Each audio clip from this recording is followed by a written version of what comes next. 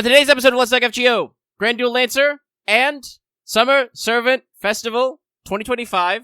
Definitely not 2023. It's happening. Hello, I am one of your hosts, the Manager Omega. With me as always, Hawawa Lucky. I hope Excellent. everyone is I hope everyone's enjoying Fate Grand Order, aka Deadlines. And while we're here at Studio Mega, I'd like to bring you the latest in FGO related news and memes. We will be talking about current and future events about the JP&E version of the game, so anyone not wanting spoilers should make sure to enjoy their summer properly. Yes. Yes. And we will be doing first impressions. They'll be very first because the event literally launched in the small hours of this morning. The small hours. So it's very fresh, but that also means that, all the content is fresh. Before we go any further, I would like to remind you, this show, this channel, this episode, all of those things are brought to you by the generous donations of our patrons, and just in general by viewers like you. A meme which will start making less sense as public broadcasting slowly crumbles. But we're not here to talk about that. We're here to talk about the fact that normally I put in this section, I would do the whole rigmarole to do our pro tip segment and start the show off, but genuinely, I don't got one. I racked my brain, I don't got anything. I'm a little tired today, I'm a little sleepy. I shouldn't complain too much, I know Lucky experiences strong bouts of insomnia. Oh, yeah. And honestly, over the past couple of months, my sleep schedule's pretty much evened out. But some days we wake up a little earlier, we stretch it all out, we do a bunch of work, and then we're just like, man, I'm a little sleepy.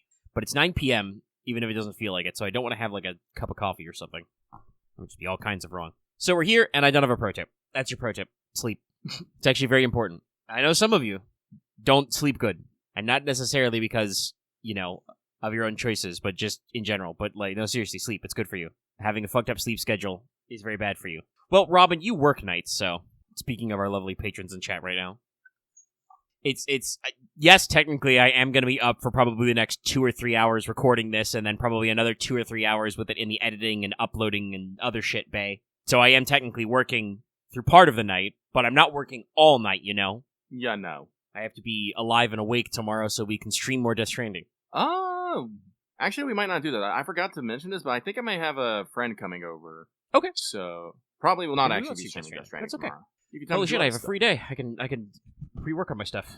Yeah. Which is good, because I gotta do another one. Please watch Wanted. I have to do another one by Monday. I knew that already, but it's still true. Death is not a hunter unbeknownst to his prey. Anyway, that's enough like pre-show rigmarole. We've kind of replaced the usual preambulus here. We can move on to records and our regular achievement topic. So, I'll start it off here, as mine's up top for someone. Oh, that's right, because I was just being weird. For Lucky, I guess you're all excited to know what Lucky rolled, but if you checked my event support, you might already know. But Lucky was able to pull MP3 Suzuka, MP2 Chloe, and a Bakatoria, all smiles, which are protected, and plenty of event CEs too. Doing alright for yourself? Well, I know that there were people who came off worse, even with spending money, I believe. Though, as usual, some of you did very well and reported them in the Wanted. On my end, I'm sure, obviously, you're also wondering how I'm doing, which is not anything so far. We're still working on getting all my quartz back, because I basically zeroed out for Ash, which was not optimal. So we're waiting a little bit, to fire off. I just started with the 10 tickets I got from Anniversary. Technically, it was 11, but you know what I mean. And that did do okay. I did get 1 3-star CE, and we did stumble into a Chloe. So that was pretty good for... literally, I got gold sparks on the ticket as I was, laying in bed at 4 a.m. thinking to myself, man, it's been a while since something interesting happened on tickets. It heard me talking shit. I tried to then con the system by going, man, it's been a long time since I rolled a 5-star on tickets. Nothing. Didn't work. It doesn't work like that. But I do have in a couple of days of logins, so technically I think it'll be by Sunday night login. I'm 2 days away from a 50 days, so we'll probably have 4-ish 10 spins when the nights come around, and it will last until after August, so we'll have to see where we're at. I'm not confident, no confidence, but we'll see where we is at. That sounds fine, but we transition to Not All the World's Evil, but damn close. So, once again, it's me. It's your boy, Lucky. Here to say, there are too many gacha games that have things going on right now. And I say this because I keep having to spend money to get things. I'm not having a good time. Usually, I'm pretty good about saving in things, and I only, throw down for things I want. as many of you may know, Lucky started playing Uma Musume, having fun with it. It's great. I love racing horse girls. But from the day that it I should say the day after that it launched, because I started a day late, to like the day that the banner was released, I didn't spend a damn cent on the game, but I also didn't enroll at all. I saved up basically everything I had, and I had over like 30k carats, enough to do like 210 spins. Because guess what? And according to the meta, I was saving for Kidishan's Black SSR support card came out recently. So the day came and I blew it. I spent it all trying to get copies of Kidishan Black. I got fucking one copy of the fucking card I wanted and had to spark for a second. Then I had to go spend like how much was it on total? Like probably around $60. $60 to get a second one, just so I can have it limit broken twice. Yes, I know I am not the fucking worst, but there are people who got way better luck in me in that, and I'm just gonna look at them right now. They know who they are, but it doesn't end there. Hecking Nikkei, they also started their summer event right now, and as usual, I got wiped out because I went all in on the Stellar Blade collab, because why wouldn't I? But I had a very good chance that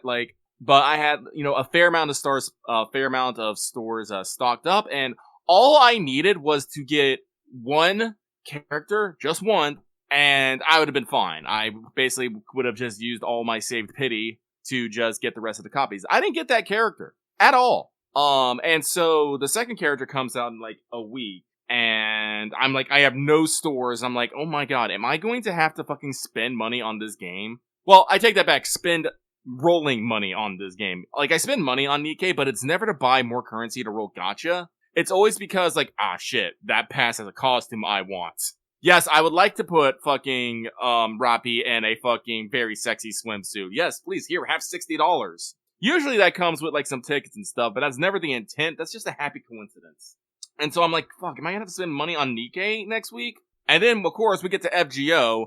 I'm gonna be real, I was expecting I was gonna have to spend money on FGO because I only had, was it 180? I think I had 180. I think I did 610 spins before I had to spend money. Then I had 20 on top of that because of tickets and just leftover quartz. And I was able to get MP1 of Chloe and Suzuka at that, and I would have been fine and happy with that if I had also got a fucking Berserker Castoria as well. But I didn't. It took me $270 to get one Berserker Castoria, and I'm just all like, why is my life like this? And the funny thing is this isn't even the fucking banner I am truly into. I'm onto the second banner because I want MP5, Summer Bargus. That's what I genuinely want. I'm just all like, fuck, man, why can't I not have it, simple? Everyone's all talking, I see people in fucking our, Discord posting, getting, 2 Castories a single roll, and I'm just like, that'd have been great! That'd have been fucking great! Why does that not happen to me? I genuinely feel like I do not actually start getting the things I want until I spend at least a couple $100 on things, and it's starting to fucking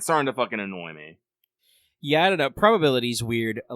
You roll a lot, so it should be that at some point the thing should happen. I don't know. Did all of our? I mean, it's technically it's with replacement. Probability is not. You gotta watch it for gambler's fallacy, chat. Yeah. But I don't know. Did we use up all our rare occurrences early in our career? Even I kind of feel even when not spending a lot of money, like I said, I literally had a moment to myself where I thought, hey, when was the last time I got, a cool new 4-star on tickets? And it happened, And, they're out there. Yeah, they're out there, but, I would not, spent 10, what was it? Is it 10 tickets or 5 tickets? I think it was 10 tickets. I spent 10 tickets rolling for Lancer Artoria Altar and got 2 Teslas in that amount of tickets. Somehow. That shit happened. How did I do that? It was literally year 1. I don't think I've ever been that lucky again. So, yeah, I don't know. I really don't. What we're saying is that if you have financial success and good fortune, you should communicate it to us. Trickle down gachanomics. Gachanomics.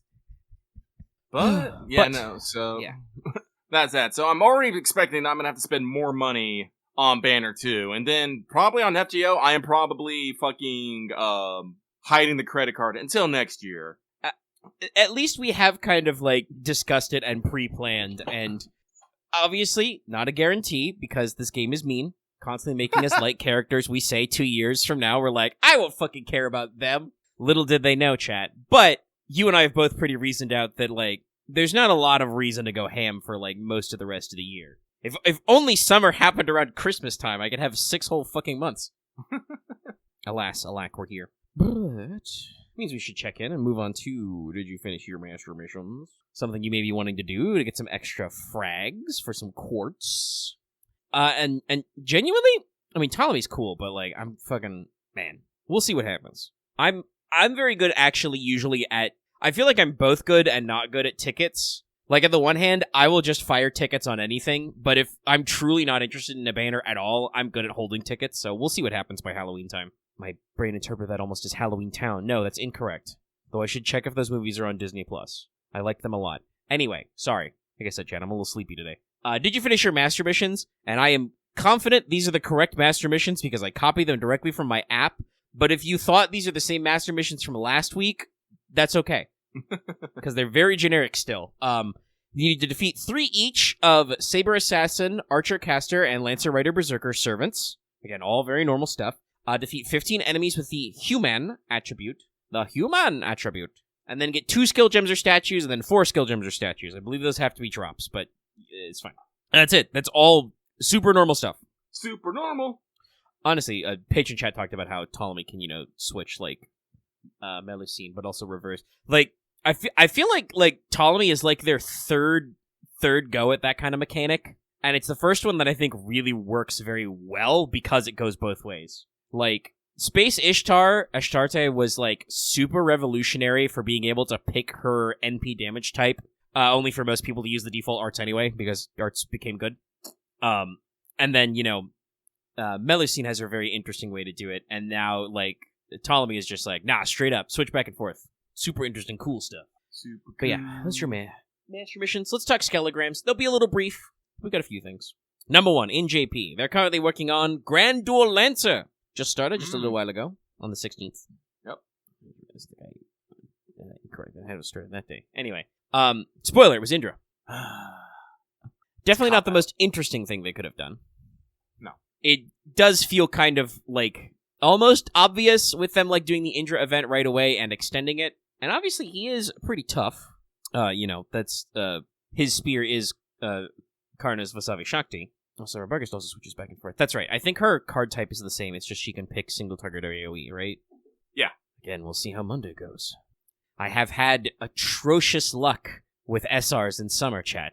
It's always been this way. But yeah, the Grand Duel campaign has all the normal stuff. They did the pre-release, which is also ongoing, so you can get Lancer mats and things. You can work through, various levels of quests, ending up with your Grand Lancer selection.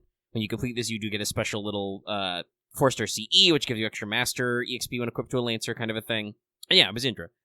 It does feel a little bit like a cop-out to just do it. I mean, like, it works, but also it's like, I don't know, like I said, it just feels painfully obvious. Yeah, no, it's like when they did Berserker, they, like, gave, like, Herc a whole new look, a whole new MP, and I'm just like, that's yeah, they had pretty extra rad. production value. Even Musashi, like, had new dialogue and some new animations. I don't, we can't read the story of the Indra Lotto, so I don't know, maybe that is, like, literally the setup of the event, to, like, lead into it. I know that the usual, the Grand Duels are not supposed to be super story-locked, but, like, there may be more better foreshadowing in the event, but just from the background, it's just kind of like, okay. I will say the thing that's interesting is most people are talking about what you actually get in the Grand Lancer class score. There's a lot of extra survivability, apparently. So people are already, like, honestly, I probably should have been Ku. Like, not to be too, like Fate Stay Night pilled, but a Ku would have been a great, funny one to go on. But yeah, apparently, Ku Cullens are really busted with some of the new Grand Lancer stuff, and, like, people are actually, like, thinking about their picks a little, which is fun. I still think it should have been Skaha. No, that would have been a great pick. Like, I will fight for it. Chat asking, are Vajra's relances? So that's a weird one. Strictly speaking, Vajra is not really a weapon. It's like an implement, but you can wield them as an implement, and they are used that way in some martial arts. But they're really kind of like a club.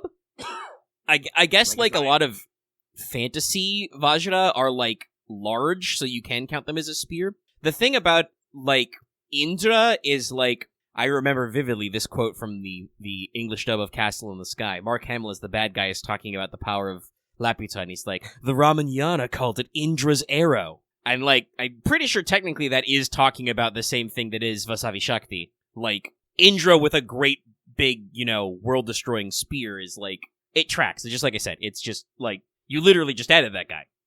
Now, I want to say, Paco's cooking out of his mind. But, like I said, it's just, I don't know. I guess it makes me question, like, what's the point of the Grand Duel thing? Like, obviously it's to get upgrades, but, like, isn't it a little bit to be fan servicey? Isn't it supposed to be kind of cool? I guess it's Archer next, so we'll have to see who it is. Will it be Gil? That would probably be the universe's most trite pick. Let it be Orion again, just for the funnies. It would be pretty funny. It would also probably be pretty rad, because, like, Super Orion's great. I actually love that guy to death. He's killing it. But yeah, I think it is supposed to be Archers next. We'll see. But yeah, that's Grand Duel. It's very interesting to see. I do believe that still means that there will probably be a new event-type thing in August as well. Actually, no. Technically, that will be anniversary in summer. Well, JP Summer, there's no guarantees. They've done it as late as September before, so anniversary will be late August. So there might not be a new event. We might start with, like, Grand Duel Archer and then just go, Wait, did you say anniversary was late August? Actually, is it late July? Sorry, I'm sleepy. I'm trying to remember time. Yeah, no, I thought it's usually late July, early August. Actually, what? I think, speaking of it, August 2nd. Okay, it's early August. So, no, we'll start with the anniversary, and then Grand Duel Archer will be after, for sure. Summer is still very odd for JP, though. There's no guarantee that they'll do that in August. Like I said, that's been, like, as low as there. Okay, so the actual event is there. What I was about to say was, I do actually believe that I saw some people talking about the FGO Fez. Like, they just opened ticket sales, and I believe it's sold out. That's good. Yeah, so that will be kind of interesting to see. And I guess that means if they're not doing Archer right away, that means they'll leave open that the anniversary server could be an Archer. But we'll see what happens there. I am fairly certain, though, that because Indra's Trials was early July, we're basically, like, done. Like, there may be some other campaign, or maybe they'll do, like, kind of like how, we started our Memorial Quest, like, a week early. They might start that in JP as well, just to, like, tide people over. But I wouldn't expect a big event with new banners until anniversary. Speaking of big banners. Big banners. Anniversary stuff has endified over here, and we move swiftly on to Servant Summer Festival! Exclamation point. I think the exclamation point's after 2025, but, there is an exclamation point in it. Starting the 17th. I mean, technically starting the 18th, but they started it up. Goes until the 7th, though, of August, speaking of August. So you have many, many days. Oh, no, like, talking about this, like, people in our patron chat are like, oh, they sold out the Tokyo Dome in under a week, they have to do an FGO too. Yes, actually, like, we've talked about this before, but this is, like, my resolute sense of business is, like, FGO is super popular in Japan, and, like, for the general, like, fan audience, FGO and Fate has pretty big reliability, even in America. Like, MiHoYo, I think, is technically better in the general gaming community, but that's only because of two things. One, they have more marketing money than GOT. And two, their video game does look more like a video game. This is a thing I talked about in a completely actually no, it was a semi-related. I was taking part in a Reddit thread, and somebody talked about, like, hey, why do gacha games, like, have such huge time lags? Like, I always hear about, the Japan server or the Korea server being, like, 6 months ahead. Why isn't it just, like, a month to localize? And I had a second point after that, and I was like, first of all, buddy, a month to localize? Very generous. I think you'd be lucky to read some FGO stories, current FGO stories in a month. Like, actually, I think they might have even said, like, a week. And I'm like, that's not happening. No. That doesn't work. But also, it's because the market is super saturated and the devs are in those countries, Oh, why does Nikkei have a Korea server that's ahead? Well, it's because the developers are in Korea, dumbass. Well, actually, the Korea server is not ahead. Also, no, I do believe Nikkei actually did do some catch-up. When Nikkei started, what was the gap? There was no gap. Nikkei launched, Oh, they did actually its do full global? version. Yeah, no, they did, they have Really good for them. Yeah, no. They are opening up new servers. Like, they just opened up their Chinese server, and they just opened up an Arabic server. Wow. As well. I know China's already crazy. An Arabic language server also seems crazy, but considering Nikkei's content style. But no, good for them. Good for Shift Up. I guess that means that China as the secondary server is, what, a year behind? A year and a bit? 2 years. 2 years? Okay. I'm trying to, I remember hearing about the Nikkei Universe, but I couldn't remember if it was 1 year or 2 year. Uma Musume obviously had a pretty crazy gap, but they're planning on closing it eventually. Yeah. We'll see how that works. FGO is kind of a standout because they're making no effort to close the gap at all, but I think that's to FGO's benefit, just accepting the 2-year gap and running with it. But no, in general, the reason why you hear of servers being ahead is because usually they're ahead because the developers are located there and they started earlier and the market's super saturated. And it's I later in that discussion, to corral back to my original point, later in that discussion, people were talking about just kind of not understanding why they can't just speed events up. And it's you got to be careful about that. You can't do events out of order because this whole thing is effectively character and narrative driven. Because a lot of the classic gacha games people think about these days are designed to run on phones from 5 years ago. So gameplay loop is not the appeal. Sometimes simplified gameplay can be a part of the appeal. I think Arknights did tower defense very good. It's a real argument about whether or not Girls Frontline 1 actually did their thing very good. Sometimes that was kind of annoying. No, I think I can say Girls Frontline is kind of a bad game in both gameplay and story-wise. Not because they're it's genuinely bad, underdeveloped. It's just that sometimes it's a little too complex. Yeah. So the thing that appeals to people is, you have to get some kind of investment to get the characters on because if you're trying to get people to pay money for PNGs of waifus, you have to have some kind of connection there because you can get waifu PNGs literally for free on the internet. So you have to have a hook. Mm-hmm. And that's why I think that I think MiHoYo got way more mainstream recognition because even though Genshin Impact is a very basic action RPG with Breath of the Wild ass exploration kind of, when I played it for the first couple months, it felt a little bolted on. I don't know if they've gotten better about that with later regions and zones, but it still has recognizable video game gameplay, whereas FGO still very much looks and feels like a mobile game, and I think that has led to a lot as to why there's not, for instance, an official Steam port of FGO. That would be fucking wild if they did that, but I also understand why they're not trying to do that because there's way less buy-in. Uma Musume, honestly, for being a few years old in Japan, is pretty impressive because I think they don't even have the 2D format. It's all 3D models. Well, Uma Musume is also done by Sai Games, which are pretty big. Those are the same guys who did Grand Blue Fantasy and literally one of the oldest gacha, classic gacha games we have, and it's still going. It's fucking crazy. Yeah, they're still going, and they've got other projects too to kind of absorb the funding. Yeah, but no, speaking of development thing, it's also a thing that sometimes they don't make separate servers because they're not sure if they'll have interest in other countries. Yeah. Or there might be other such laws of content and whatnot. There's a lot of games out there that we just can't get because of just how such content is. I genuinely love the gameplay of Last Origin, but Last Origin is so fucking horny on main that I don't think you can get it past fucking Google's or Apple's rating board without it being heavily censored and unmarketed. Yeah, I know that we did shake the tree on the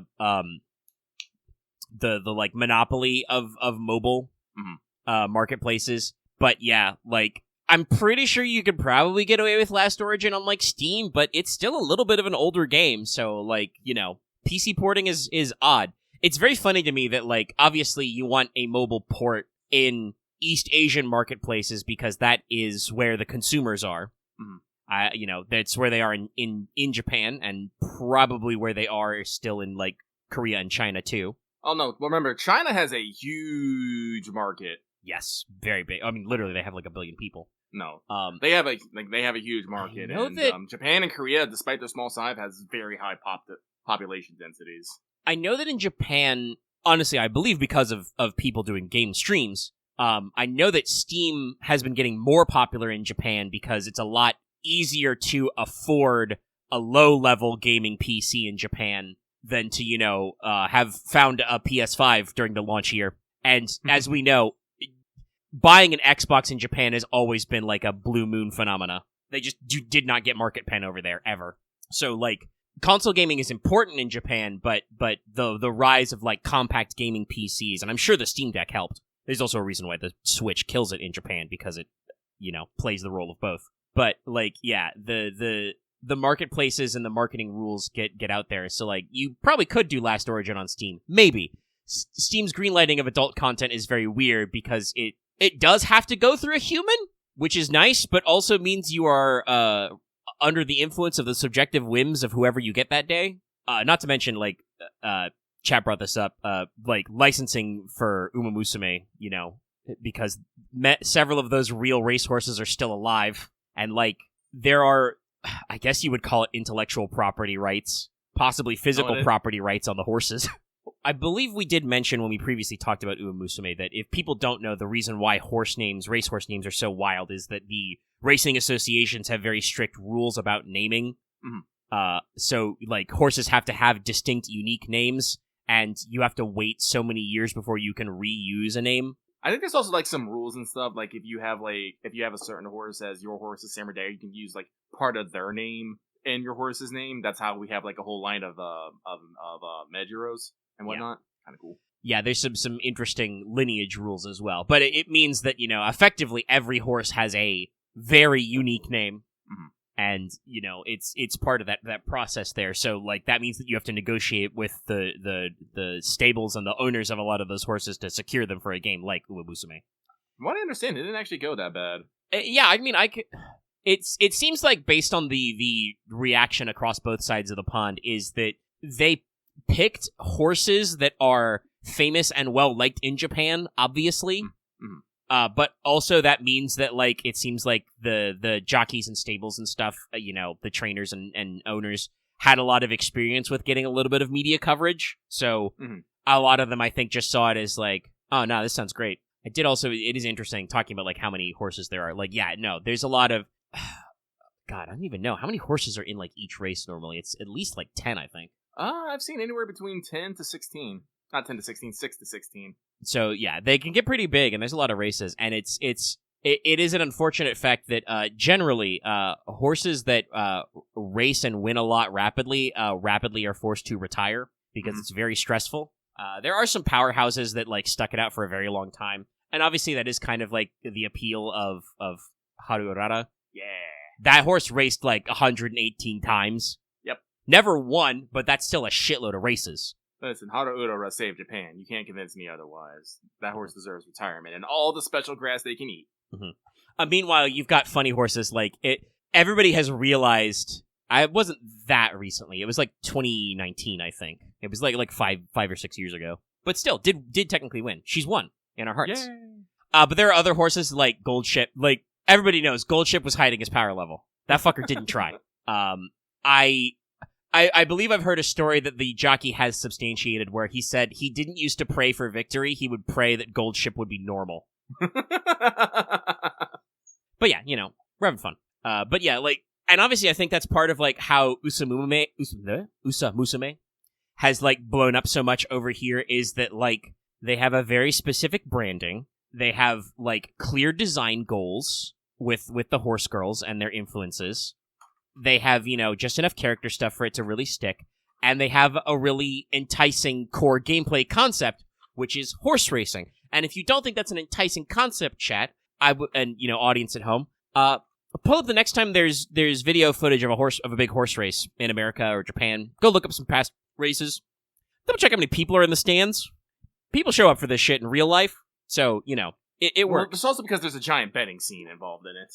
That's also true. But the betting just comes before the races in Uma Musume. Let's go gambling. Let's go gambling. There's a lot of odd dang it's. I have actually somebody said Golshi too smart for his own good. I have actually heard people theorize that, like, the people equate the average intelligence of a horse to, like, a 2 to 4 year old human. Mm-hmm. And it's probably bullshit, but I've heard some people claim that, like, Gold Ship is operating on a level of, like, a 6 to 7 year old human. That seems like a very hard test to do, but I would also believe it because the horse is a freak, a beast of nature.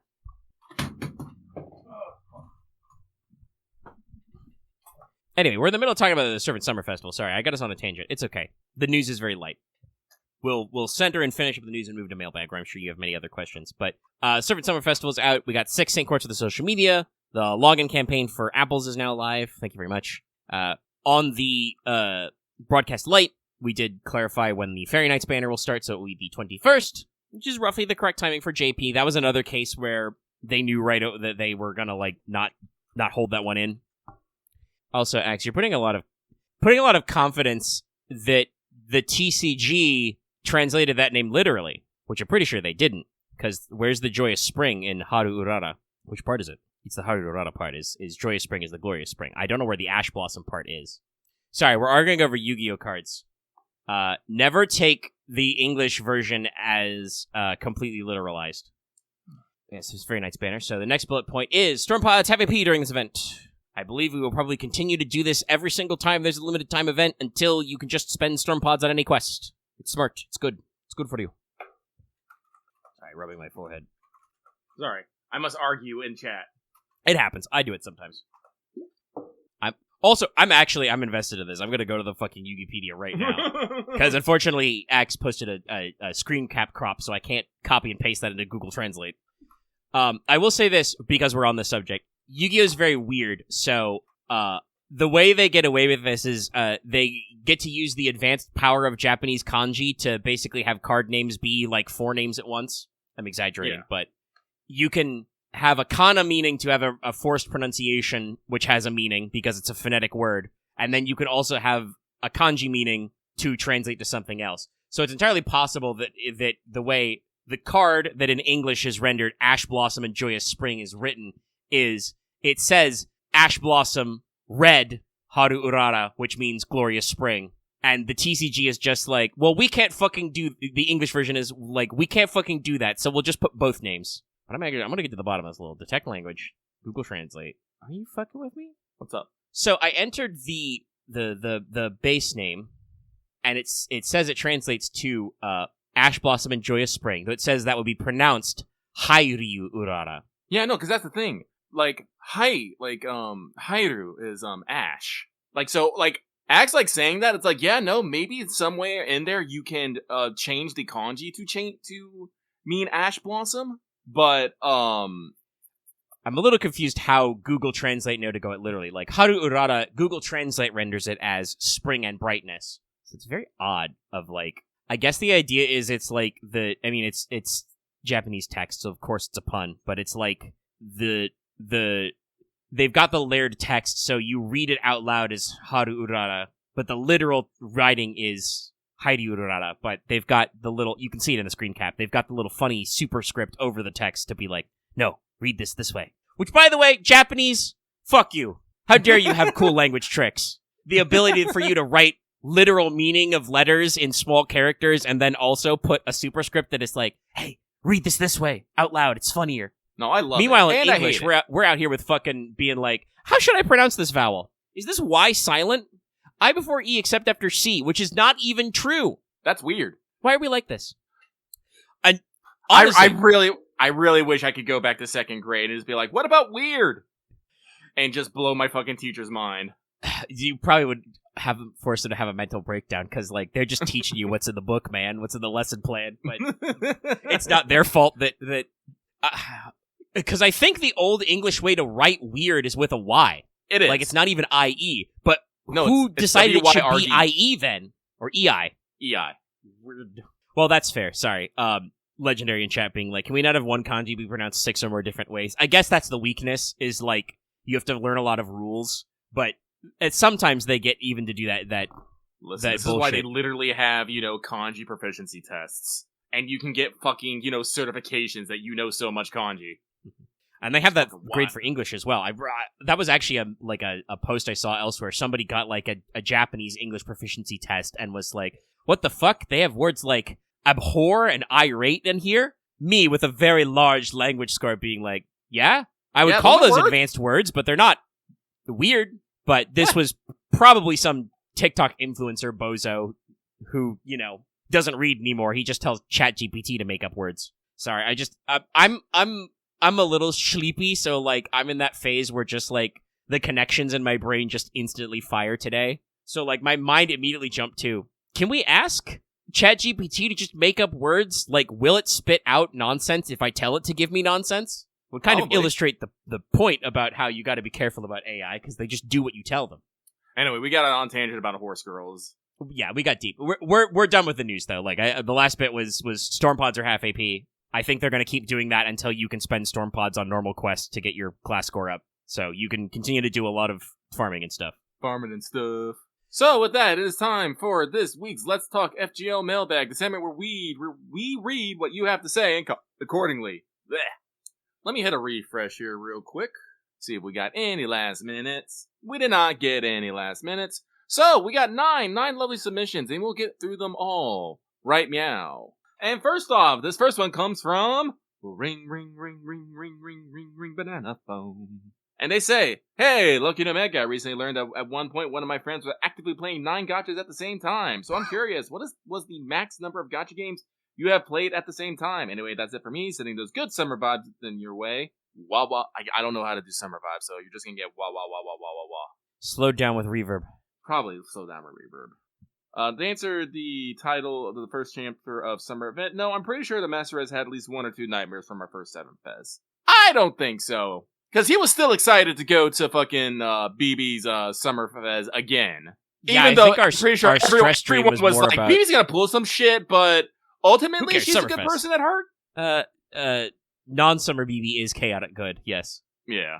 So, no, I don't think we have nightmares. Like, not from that. I think players might have nightmares from it, because... 3-point ladders. Yeah, I don't have it. This is one of those weird disconnects for me. I have never had a problem. Like, I still think, like, Summer 3 is, like, one of my favorite events. And I don't necessarily remembering it being super grindy. Yeah, there were 3-point ladders, but they were super generous with, event points and CEs as long as you were finding the right place. So, yeah, you had a lot to go, but, like, most places you can get, like, 2 or 3 of the event points in one location. So as long as you had your event CEs, you were golden. I think there were a couple points during the event where it, like, the grind game did lag a little. And somebody can check the tapes. I'm sure we talked about it, like, in the moment. But you are right that, like, I don't actually... We joke about the 3-point ladders, but I don't actually remember the event being that bad. No, but, like, Summer 3 is still, like, one of my favorite events. Like, the music lives in my head rent free. I'll talk a little bit about that when we actually get into our discussions about that. But I also on your some of that summer music for the Wanted, actually. Yeah. But... when it comes to gacha, like, I play a lot of gacha, but I also will drop gacha, so I don't think I've played any more than, like, 5 at a time. Like, I played a lot of different ones, like, boy howdy, I can tell you, like, I've tried a lot of them, but usually I'll play something for a couple months to see if it really sticks with me, and if it doesn't, I will drop it. Like, some games I come back to, like, Azure Lane and stuff, but, no, like, I've always been playing FGO. Then I tried, like, Azure Lane, Girls Frontline, Last Origin, hecking, Blue Archive, but I've also tried, like, Snowbreak, Nikkei, I can't remember the fucking name of a few of them. I've tried, like, a few of them. Some of them I've only lasted, like, a week. Some of them I've lasted a couple months. I literally cannot remember them all now. Right now, if we want to talk about it, though, I am playing FGO, Blue Archive, Nikkei, Uma Musume, Girls Frontline 2. I have Azure Lane installed, and I am trying to play it. So I guess that's 6, I guess? Wait. And you yourself have said that you think you've got a few too many. Yeah, I got a few too many, but I don't like giving it up. Especially when I try to uninstall it, and they just show me a very sad character looking at me. I'm all like, why are you guilting me like this? Please stop. That's why now that I've quit Azure Lane, I can never, ever go back to Azure Lane. If I reopen Azure Lane, they're going to cook my ass, and it's not going to be good. No, they're going to tell you, we've been waiting for you for so many days. We're glad you're back. We're just like, ah! Nope. I think my peak was probably 4. Like, I'm trying to think if there was a 5th, but there was a period where when I was peak trying out gachas, actually, I don't know, there may technically have been 5. I don't remember when I quit everything, because I may have tried Genshin for a little bit. I did try Genshin. I miss Honkai Star Rail. Oh, I also did play Arknights. I forgot about that. That's a good one. Yeah. Punishing Grey Raven, you tried for like a month? Yep. There's a lot of... Lucky and I have a very specific, weird problem. It's the, bear tells a shark his knees hurt kind of problem. in that we run a YouTube channel with content and community, and that means that we attract fans who are also interested in the gacha games we talk about. So we basically have a feedback loop problem where if a new cool gacha game hits, people in our fucking community on our Discord will talk about it. So we get exposed to this kind of stuff. Some of it I've gotten better over the years about not getting FOMO about, but sometimes. So I think my peak may have been 5, because at one point it probably wasn't, because I probably had gotten out of Girls Frontline by then for sure when Genshin dropped. But like, there was one time when I was logging in every day and playing, doing my dailies every day in FGO, Girls Frontline, Azure Lane, Arknights. Like, I was in on all of those, and I phased all of them out except FGO. Honestly, and this is a little mean, but like, story-wise, they couldn't keep me invested in the characters. Arknights and Girls Frontline, I feel like, come from a realm that was a little pre-COVID, and then even into some of the COVID stuff, where just like, they're too fucking depressing all the time, and it's just like, man, what's the fucking point of any of this if everybody just explodes and dies and everything all the time? Why am I here? Why am I bothering? So, like, it just, like, it was very tonally of its time, but it didn't keep me hooked. Arknights was better about doing, like, side events that were a lot more relaxing, but a man can't live off of, the guy who was literally a penguin and also summer events alone, Azure Lane's problem was the opposite, in that game had no fucking story for so long. Yeah, Nikkei starts off depressing, but they do that like as a pure shock factor. Then it gets very more normal with the story, and now it does this swinging back and forth between wholesome and loving, and then let's just kind of stomp on your heart a little bit, which I appreciate. Well, you need levity to go with your moments. It's one of those things that's just like, not that I probably have all the capacity, have all the vocabulary to design the ideal gacha game, but as a consumer who's listened to lots of other consumers, I think that would probably be the way I'd want to do it, is like, you need a little bit of action, you need a little bit of teeth, you need a hook, right? Something to make your players feel like they're invested all the way, but you do need moments of levity, and, I think that lighthearted stuff has worked a little better. Like, I definitely feel like that's the route that MiHoYo's games go down, where, like, they try to seem like they're being, like, a little cool and dark, but they're not really. Like, Star Rail might actually try and hit some darker themes, I think, but, like, ZZZ was very weird tonally. I did try that for about a month, too. Because, like, that was almost like a I want to say, like, a Death Stranding level, like, oh yeah, the world seems super fucked. We're just constantly under the threat of this ethereal menace, which is gonna melt us down if we're not careful. People turn into fucking space demons, man. But also, buy VHS tapes. Go to the video rental store. Hit up the arcade. And it's just like, interesting. Yeah, I'm not sure what we're going for here. That's why I'm excited about Ananta right now. Haven't really got any more news on that one, but that seems interesting. Yeah, like, actually just going for the chill vibes. That's kind of like, if there's anything I think the market, the games media, like, sphere has learned is, hey, post-COVID, people sometimes just want to be kind of comfy. They just want to relax in their space, and not, like, stress out all the time. And I do think there's room for sharp, biting stories, but you gotta space it out. FGO and Type Moon in general are very good about that writing style of, like, hey, here's a story or an event, and I'm gonna hit you with the most saddest existential shit ever. Have you ever felt sad for dinosaurs, audience member? I'm gonna make you feel sad for dinosaurs, and I'm just like, those dinosaurs were my homies. They're the real ones. And then, we'll do shit like literally summer where, we're just minding our own business, and then we're not. I mean, just think about fucking LB7. Some of the most, dark and depressing things you see, but it is literally just filled with so many goddamn jokes. I miss the Dino 11 on a regular basis. And also, it does the correct thing, which is, I feel like this is a problem some gacha games have with, like, their scaling that we're better about. But FGO also has hype moments in aura. Like, FGO is really well made because this is kind of Type Moon's tone for everything, but it works really well in the kind of enduring format, where we run through all these factors to be like, okay, so we've got really poignant emotional shit, character arcs and emotional depressing and stuff going on. We've got, plenty of jokes and lightheartedness, But then also we do, like, the hypest shit you've ever seen, like, firing our cannon, or when Tenochtitlan stands up in her giant robot and just tells Ort, fuck off, we're full. Like, Gurren Lagann type shit, and you're just like, hell yeah. And a lot of gacha games don't have that same teeth. Obviously, you need to, like, ramp, but yeah, I think 4 or 5 was my peak. I'm down to 2 right now.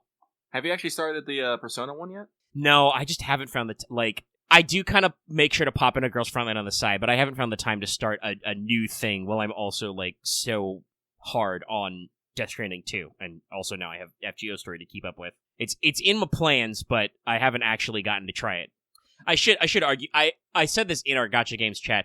I should be real with myself and say that technically I'm playing Yu-Gi-Oh! Master Duel, which I really should count it, because there's a fucking dust economy and I do events for free gems so I can rip packs and shit, but it's definitely not the same thing, especially because technically most of the content in Master Duel is PvP.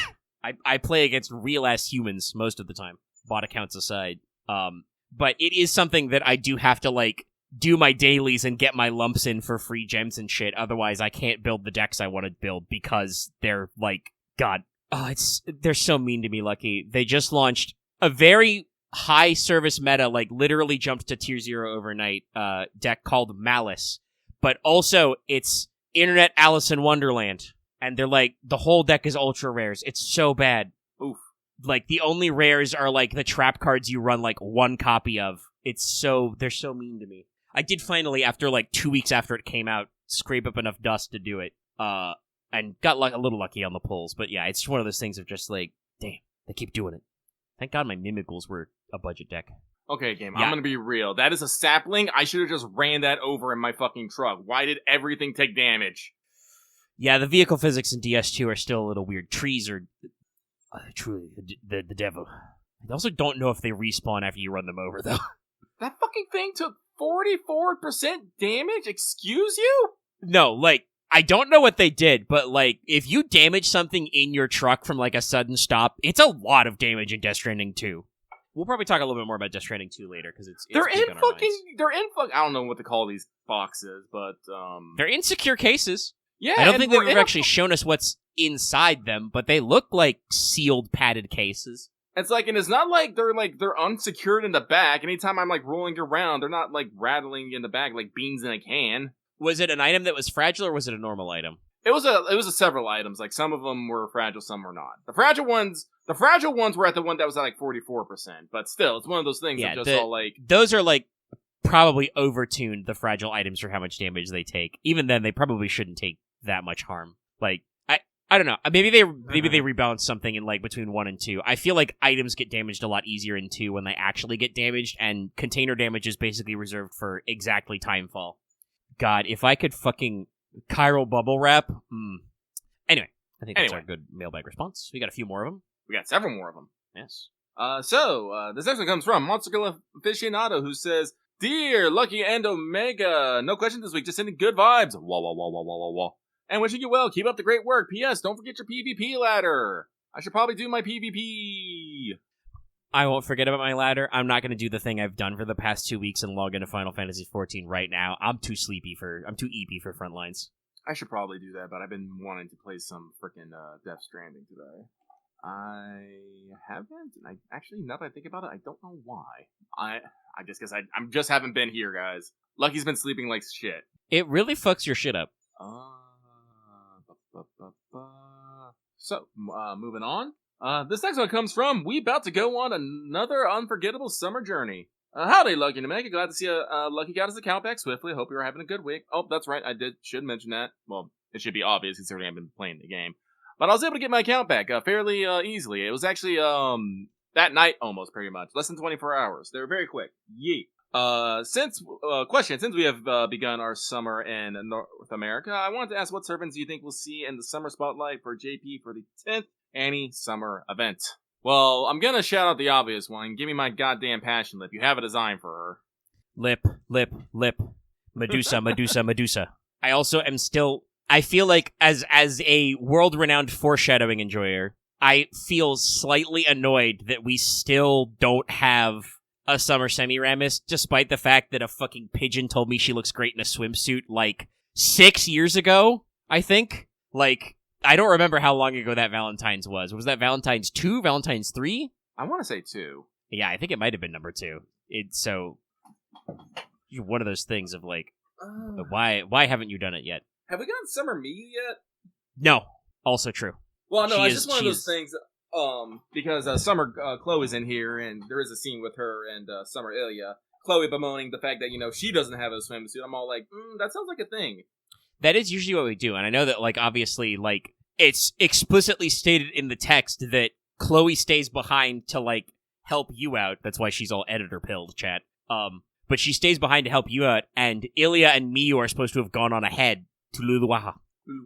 So, like, there's stuff going on. But let's see, I'm trying to think, like, we've gotten... I think all the Okitas are good. I would like a Summer Tiamat. This would be important to me. I mean, that'd be pretty cool. We're getting all the LB6 crew, like, right away. I mean, I guess, like, I don't know, Summer Kukulkan? Kat's never got a Summer alt, but also her Santa alt was fucking, Carnival, so who cares? Like, they kind of already pulled that off. So, I could see a Cuckoo. Kukulkan seems like she'd be the kind of person who would be like, Master, what's this summer thing you're talking about? We didn't have seasons where I came from. Oh, also, I have to say it, because she keeps getting good coverage art. Lancer Alter! We need to complete the circle. That is the last one. It's literally a joke in Ritsuka Doesn't Understand. They actually did finally finish releasing their last episode, the one with all the Artorias. Once again, shout out to Kawasumi-san being able to sing as, God, like, so many Artorias. It's a lot, yes. It's a lot. Also, chat saying, well, have Lancer Alter be a character. I mean, yes, though, but that's, if she got a new summer version, she'd be in the story. That's how that works. We got Gareth. Yeah, actually, we can't have Lancer Alter be a character unless she's, actually in the game doing stuff. It's still, like, it's wild. I don't know, man. Like, there's a lot of fun stuff. Unfortunately, we're not going to get a Summer Medea. Yeah, unless it was Medea Lily, because Actually, that is a good question. Did Medea Lily have a different voice actress? I don't know. Okay, yes. But unfortunately, with Medea's original actress having passed away, they're a little better about recasting some people when we've got stuff going on faster, but this probably still feels like a little faster in the writing, unless the lines were already recorded, but I don't know if they were. No, if they're gonna recast Medea, they'll probably wait till FGO 2 if they want to bring her back. That would be my guess. I think the thing that will be very telling is we'll have to see what they did for Hollow Ataraxia, because I don't know if that was voiced originally, but, well, they'd have to have been planning a Summer Medea. But for Hollow Ataraxia, like, I don't know if that ever had a voiced port. Like, I think this is the first time they're ever porting HA, so... I mean, it is true, but that's when they usually know things. I know that, what was it? I think, sorry, my brain hurt for a second there. But for Summer Okita, didn't her actress talk about how, like, when she got announced, she was surprised because she'd recorded those lines, like, 2 years previously? Or something? Like, they do have some weird time gaps, so I guess we'll see. But no, Medusa seems like a big one that I'm hopeful for because people have pointed this out, but there's been quite a bit of Medusa already this year. I also, knowing how Summer gets, I would love if it was just the Oops All Medusa card. Like just put all 4 Medusas and then also Steno and Urale on one. They're their own fucking Sentai team. Okay, so Hollow Ataraxia did have voice work already. Okay. Medusa could literally form her own Sentai team, by the way. Also, actually, to bring it up, just because we still haven't done this ever. We haven't done a Summer Elizabeth. That seems so weird in hindsight. Like, that just... I know, obviously, Liz has gotten a lot of extra alts because of her association with Halloween, but, like, that does feel like we've missed an opportunity here. I mean, we did. Yeah, but even though if they're the same, Carmilla and Liz are not the same vibe. I mean, it's like one of those things of, like, you think it's bad of, like, how... Archer, Emiya feels about his past self and shit. Like, I don't think Liz and Carmilla can stand to be in the same room. I mean, like, Carmilla literally tried to run over Elizabeth several times. Yeah, but it doesn't work because Liz has guts. But no, like, it's... like, genuinely, I don't think we talk about it a lot because FGO doesn't focus on much, and obviously most of this was in CCC, but, like, Fate actually does have a really interesting interpretation of Elizabeth Bathory, because Liz as a servant with the name Elizabeth is, like, her in her youngest state before she got involved in a lot of noble stuff, which is just, like, we don't know, man. Like, there are reported deaths, but also history is full of bullshit. This is literally, we talked about this with OC1. Literally, like, rumors and accusations against Gilda Reyes could have been nothing. It could have just been pure political. Like, Elizabeth Bathory could have been the same thing. I think most people do kind of, like, most historians do trend to, she probably did kill some people. There was probably some serial killing going on. But also, the other nobles probably didn't care until it became politically, advantageous to them to care. But yeah, like, Liz as a character is really interesting, and I kind of like Carmilla as the different, like, the other opposite end personification, where she's just all urban legend, basically. But yeah, no, there's some summer stuff that I feel like for 10 we're going to pull out some big stops, but also we're in a really interesting space because I think we've already hit a couple of our biggest stops, like doing Summer Aresh as also Space Beast Aresh as the anniversary is, like, they did some real extra cranking. I mean, they don't emphasize it heavily, but even Elizabeth herself, even little Liz, already has kind of the Yuri leanings with her, both her, talking about, like, her sadistic charisma working on women better and shit like that. I'm pretty sure Carmilla talks about at some point in line of dialogue about being much more interested in young women's bloods. The novella Carmilla is very gay, Chad, but we don't actually know what's up with Elizabeth Bathory. Again, could be fake. But yeah, no, the run is going to be very interesting, I think. So we'll probably know at least the first banner on what do we say? The event itself is August 3rd. I believe so. The celebration. Yeah. So that'll be when we get the big strammy. Yeah, we'll get our Annie, and like I said, I hope they'll do the summer preview. They almost always do. Yeah, but I try not to take anything for granted. It is true. Earlier, when I was, like, trying to wrap my brain around when summer events happen, it's true. Like, JP sometimes does it, like, literally the week after anniversary to, we've talked about this, as late as September before. So it can get pretty spread out there. Yeah, we're still in Mailbag. Still in Mailbag. What, number 3? Yeah. It's okay. This show's going to be Oops All Mailbag, and that's fine. Well, that was number... Oh, wait, there was more to this. That was 4. Yeah, no. Yes. No, that was 3. 4 that was 3. 4 is a different question. Thing. They asked the same question, but differently. So the next one comes from the Tired King prepping for his last hurrah for FEO this year on Melusine Monday. My first response was because you mean Bargas Monday. I don't care if it doesn't, it's not alliterative. But they say, question, hey guys, with summer finally upon us, are there any more units you are looking forward to this year? Also, any thoughts on your game of the year so far? Anyway, that's it for me. Sending good vibes your way and hope you have a great evening. Also, yes, fucking Kerr Priestess being Miko is a fucking choice. Well, so we'll talk about this later. We literally have questions about some of the localization choices. I assume because it was translated as Kerr Priestess before, it was like Kermiko in Japanese. I should listen to her dialogue and see. So keeping it untranslated but flipping the sounds is like fucking sending me. Like, I absolutely, unless somebody, like, held me at gunpoint, would have done Kate Ku Kermiko to keep the triple hard C sound, right? Yeah. So going Kate Ku Mikoker is like, it just, the flow isn't as good. Like, that's, I know, like I said, I know we have some questions later about some more, localization picks, but the Mikoker is the one that I'm definitely like, ooh, no, that doesn't sound. Well, you phrase it as the Altria propaganda. It's not, though. It's literally just every time there's an Aru, they make it an Al. That's just what they're doing. Alkaz was probably Arukas in Japanese. Honestly, I just don't like... I'm sorry, I'm trying to think of, like, I'm used to saying Castoria. Like, personally, I don't really fight about the Altria or Arturia thing. I could say either, and it doesn't fucking bug me. But it does just sound better just to say Castoria. I was trying to actually think what it would be with Altria. Calstria? Nah, that doesn't have the same. No, I think we had that discussion several years ago when she was dropping, and we realized that that's right, they're going to keep Altria, so what are we going to do?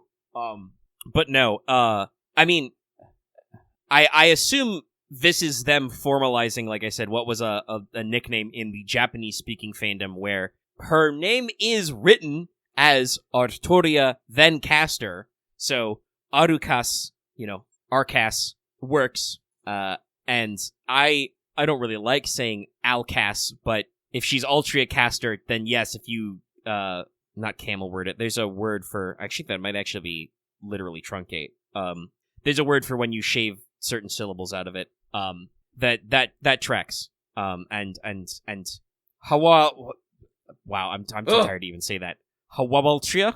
I don't think they could have made any of, even if it was like Arturia, I don't think they could have made that work at all. Yeah, because we're fucking with the Luluwaha, and it's like Hawawa, and it would just be, I think, literally Hawawa Artoria, which, like, I think I can wrap my tongue around a little easier, but there's not the point. I've said it before, I'll be saying it again, I'm sure, later, but that, strictly speaking, it's not, like Lucky said, it's not, from a pure transliteration from Japanese point, it's not incorrect to say Altria. In Japanese, L and R, and in a lot of languages actually, L and R are a shared syllable. They are written the same way, and so it is, like, up to the reader, basically, to pronounce it either L or R.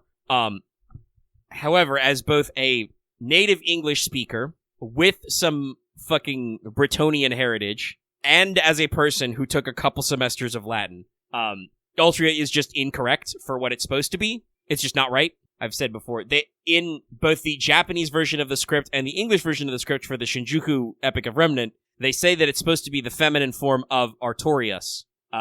If you have a noun ending in us, the declension way to make that noun feminine, because guess what? Nouns in Latin are gendered, though they do at least have a neutral gender most of the time. But if you're going to make that feminine, it's so it would just be Artoria.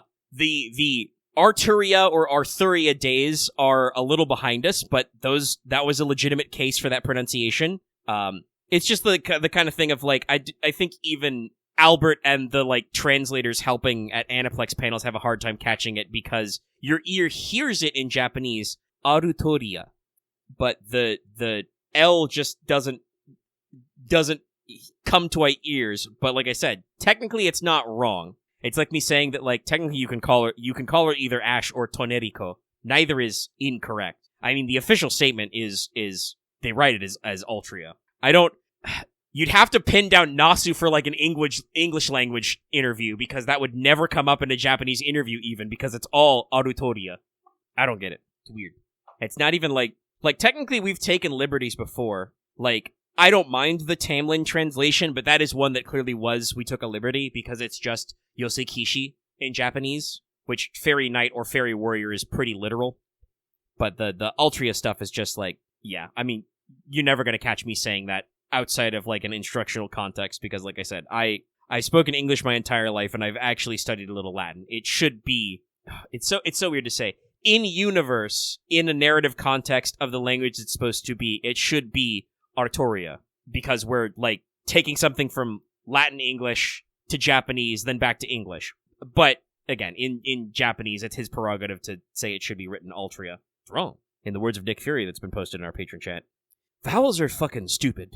We had that conversation earlier about weird. Vowels are dumb, chat. I hate them. Why are there so many of them?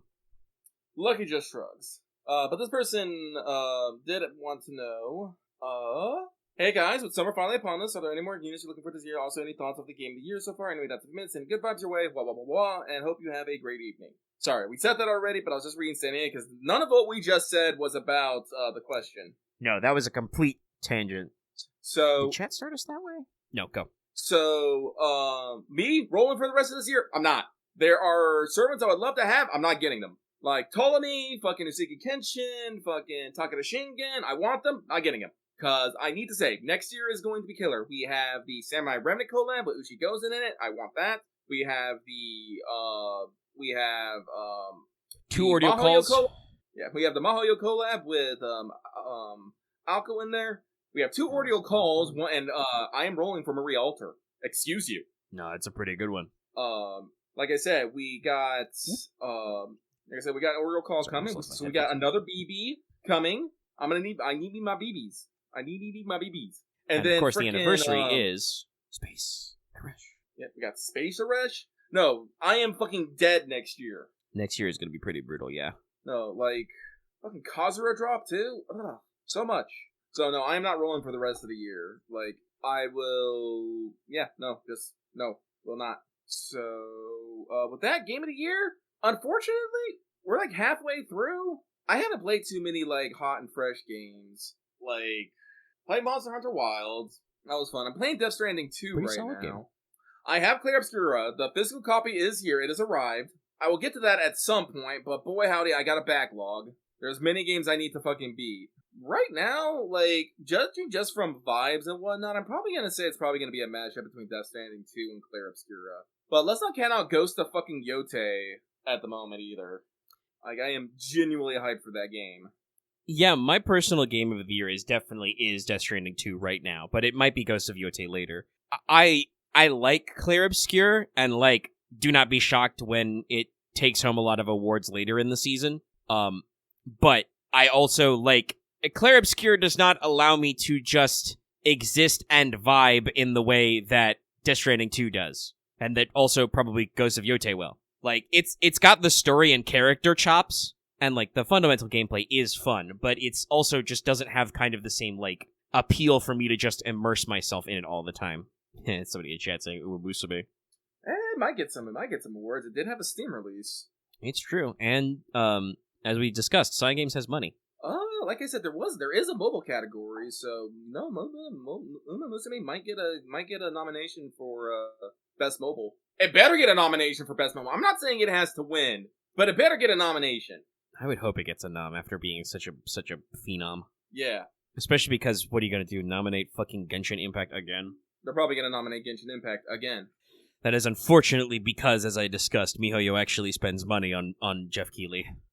Well, Jeff Keighley needs money. I'm not gonna hate the man for trying to get I don't fault Jeff Keighley for his hustle. It's just one of those things that, like, if you wonder why, like, MiHoYo's games are always nominated at the Game Awards, it's because they literally spend money to advertise their games at the Game Awards, where, you know, it's offset years, but it's, you know, where all the panelists and judges either go or are watching every year. So, you know, it's one of those things. But yeah, no, like, it's still been a decent year for games. I felt like I've had to be a little pickier and choosier, but, like, you know, in terms of, like, raw fun with brand new games, it's like, no, I liked Wilds. Wilds is pretty good, but definitely, like, DS2 right now is such my big hitter. No, and, like, who knows what, like, gems I have missed. A lot of games get released, you know? Yeah, I literally just put, everybody drink, OSP posted a detailed diatribe today about, Giant Squid Games, the makers of, you know, Journey, Abzu, Exile, or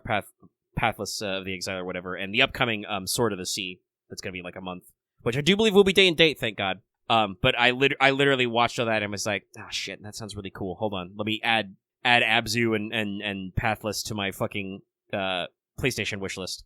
A list which unfortunately tends to only grow over time. Wishlist is getting smaller? Nah. So with that, let us move on. This next one comes from the $100 man who says, Dear Lucky and Omega, no question this week. Just hope you're having a great week and congrats on getting your account back, Lucky. Thank you. Keep on being awesome. No you. Shit, I didn't find the like soundbite yet. People wouldn't understand that. No, probably not. That's what I need to do. I need to fucking figure out a fucking... I'll discuss that. I'll figure that out later. Next one comes from Agent 418. Hello, Lucky Omega. Man, after my very lucky Ash roll, Summer wanted its pound of flesh.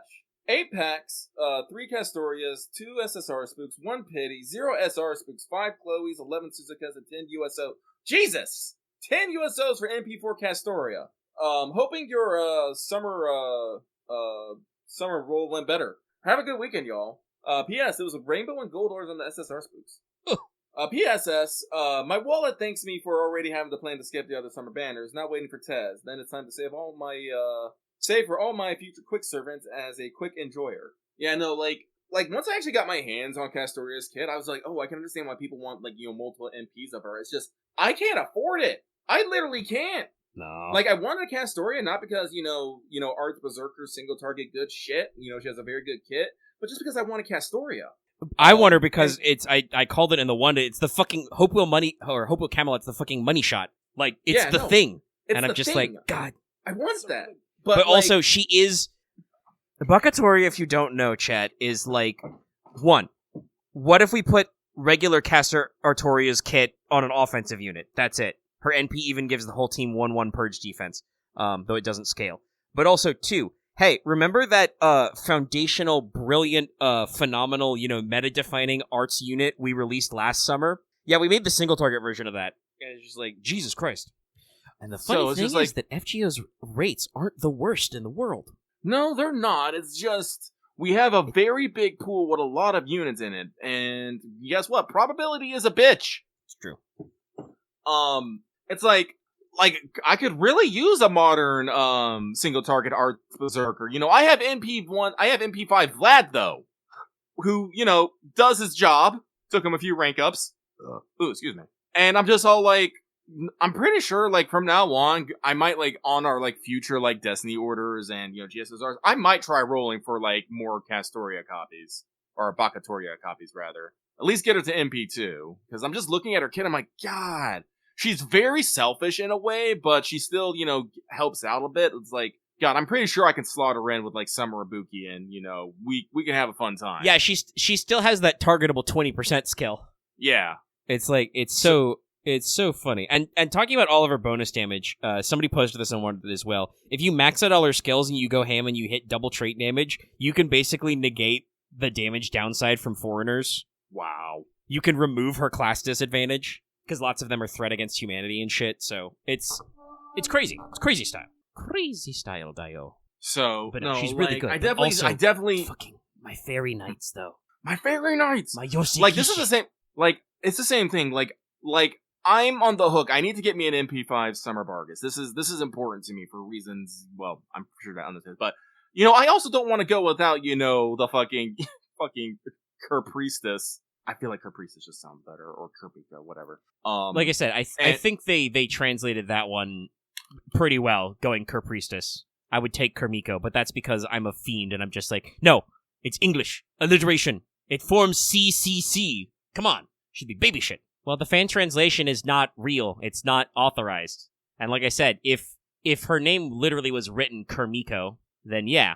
And for all I know, like I said, I haven't heard her speak out loud. We'll see if I get any good thing on the rolls. She might pronounce her name, Kaethku Mikoke. No, because they own the copyright, Axe. That's not how this works. That's not how any of this works. And I know that Albert knows about, like, because we have clairvoyance, he knows this kind of shit. But, it's very, very interesting that it got that way. Like I said, I don't know how her name's written. I'm sure somebody will either in the Discord or in the comments of our video will double check, like, the text of how her name is phrased. But like I said, it might be that she literally says her name as Mikoker. I don't know. Or even Mikosur, because Japanese is also not always good about catching the difference between hard and soft C's, which is another crazy English thing. Several Western languages, honestly, but no. Speaking in English is like, how the hell will I know if this is a hard or a soft C?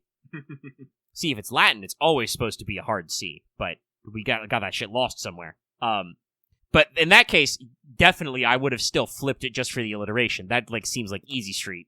No, Axe, they didn't change their names. They used their own names because the fan translation names weren't real. They were actually fake when I say they're fake. Somebody translated them and tried to just guess the puns. Because everybody's names in Ace Attorney are puns, which don't always translate. So the fan translation for Ace Attorney Investigations 2 vaguely made up puns, which sound like what the Japanese was getting at. The official translation used slightly different puns. Boy, I love puns. Puns. Anyways, let's move on. Puns. This next one comes from Dave, weeping for poor Bedivere not getting his summer outfit. Not yet. So sad. Not yet. Eventually, maybe. Maybe this year. But they say, hope you guys have been able to escape the heat. It's been killer out here. Lucky he has an air condition in his room. It's great. I can turn that shit down. Fuck it, let's bring it down to 69 degrees. Nice. It's been a little warm, but I don't know if I don't remember if I've mentioned this or not, but I was previously in this new house living without using my ceiling fan because it was old as fuck and was very unstable. Don't have the problem anymore. We've got all new ceiling fans. This shit is the most advanced shit you've ever seen. I have a fucking button that's supposed to simulate natural wind by randomly switching which direction the fan blows, so it, like, blows up, and then blows down, and then blows up. I don't use that shit. I set it to 6, and we go. Also, yes, it has 6 speeds. This fucking light, it has a remote. that is mandatory. It has a fucking setting for what color you want the LEDs to be. Like, it can be kind of like, whitish or grayish light. It can be kind of bluish white, or it can be, warm yellow. All in one light. So no, I'm pretty good heat-wise. It's been way better since that got installed. Alright, so, moving on. This next one comes from... I'll just skip the shit written in parentheses here, I guess. This next one comes from Linguistic Mandates Are Mind-Boggling. Hello, Love-Hate Man and Read-Write Man. I hope you have not been boiling in fanless rooms as you wait for time to pass. No? Just me, then. I like how Mega literally just talked about how they have a fan now. Fan's good. Fan's good. So as we have been trying to enjoy the latest summer, and while I have so many questions about the plot, this week is not the time to ask about it. I more just wonder about behind-the-scene oddities. There was going to be me welcoming you two to Hawathuria. I am stumped by the naming choice, and also them trying to do Arcans just feels like a localization is having some exec breathe down their necks. Is this just people not explaining the reason behind choices and no receipts, or just some oddly intense executive stubbornness? You be the judges. So, as two people who are very experienced in multicultural media, what other linguistic choices do you just feel odd and never sat well with you? Perhaps even cascading into other name or proper non-title changes to be of a similar style. Have a good evening and hopefully a wonderful weekend. Well, honestly, for the Hawa thing, I think that was gonna get butchered no matter what. Like, whether you use Altria or Artoria, that was never gonna sound fucking good. Same with Caster Artoria, like trying to put the Artoria or the Altria before Caster, not gonna work. So fuck it. Yeah, and I'll say this: I don't think Arcas or Alcas, as it's written in this, is like executive meddling. That's just the localization team is like, well, shit, we're using AL instead of AR, so I guess it's Alcaz. Yeah. Like, there's not a lot to be done with that one. No. And again, the changing the name of the island like I said, that's just a mouthful. I can't remember it nor pronounce it. So honestly, I'm not gonna think about it. They probably, honestly, in Japanese, they probably made it somewhere because they actually generally like just smashing words together and making something weird. Japanese is also like more syllabic, I think, than English sometimes. No, like it's complete. It's all English, syllables. Everything in there is like, aside from like the vowels and in, everything is 2 to 3 characters with one consonant, one vowel. Some of those, some of them have maybe come with like su and fucking you and like all those. Those are 3. But because everything is broken up into syllables, you just have to say the syllables. And there's nothing weird about the syllables. So you can say something stupid fucking long, it's like fairly easy to say as long as you can keep up with syllables. We can't do that in English. Like I said, we have hard and soft vowels, we have hard and soft consonants too. We have fucking silent vowels sometimes. No, so it's fucking... yeah. So honestly, like, this is one of those things, like, I don't think the execs are necessarily, breathing down their necks, except for, to keep the Altria instead of Artoria, which at this point they're probably used to. It's just the localization team is just looking at this and going, what do we do with this? Yeah, it kind of reminds me of, like, it's funny to talk about, and this is not one that stuck out to me, but it's just one of those, like, old-school style debates. But it reminds me of the fierce internet debates in the early 2000s, back in the Kingdom Hearts 1 days, about Eris versus Aerith. Because, speaking about ambiguous syllables, right, in Japanese, Aerith's name is, I guess my best way to pronounce it would be written basically like, Erisu. So you would think, Eris, su, S sound. Problem. Japanese also uses that sound syllable to represent what in English is TH. So, it's one of those cases where, because it was the 90s when the original FF7 came out, the 4 guys in a closet, translating the script, couldn't just call Square Enix and ask them what the fuck they meant. If they could, it's entirely possible they would have got a guy at Square Enix who only spoke Japanese and to be like, I do not understand. We're a lot better these days. And for instance, speaking about Square Enix, I know that their teams work a lot closer with the guys making the English script. But it was ambiguous.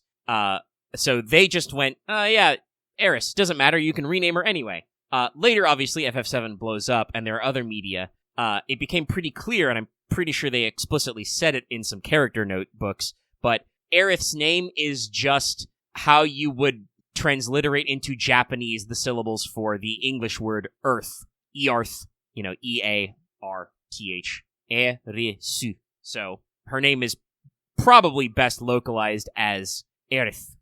I mean, they had Western offices, but like I said, you can't just ask them if they're in the Western English-speaking office, hey, what do we do with this? They're like, I don't know. You're paid to translate. Like, I'm talking about you couldn't just call Japan in the 90s and be like, hey, what's your authorial intent?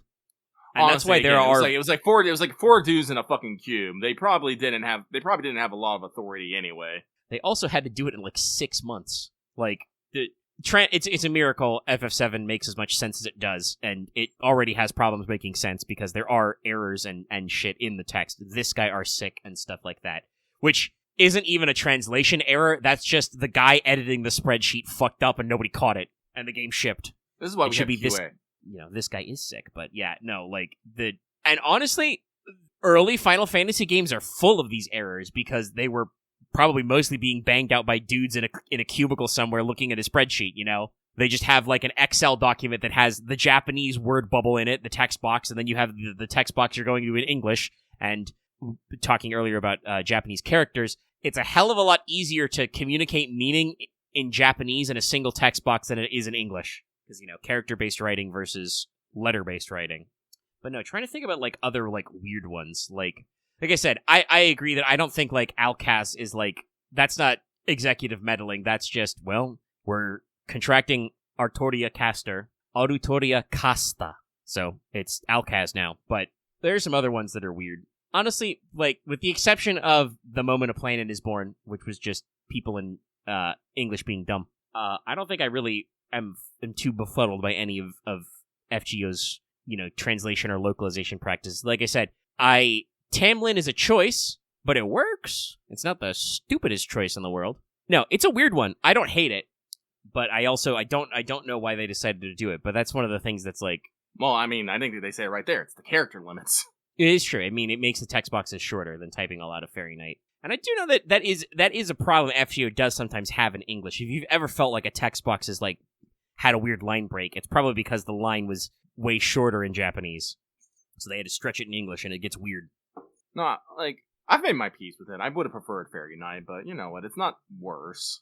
Yeah, unfortunately, I can't really think. My usual, I can't think of, like, any, like, localization. Well, see, here's the thing. Lucky can't really get mad about localization, because generally, if I don't have to, I don't deal with localization. Ugh.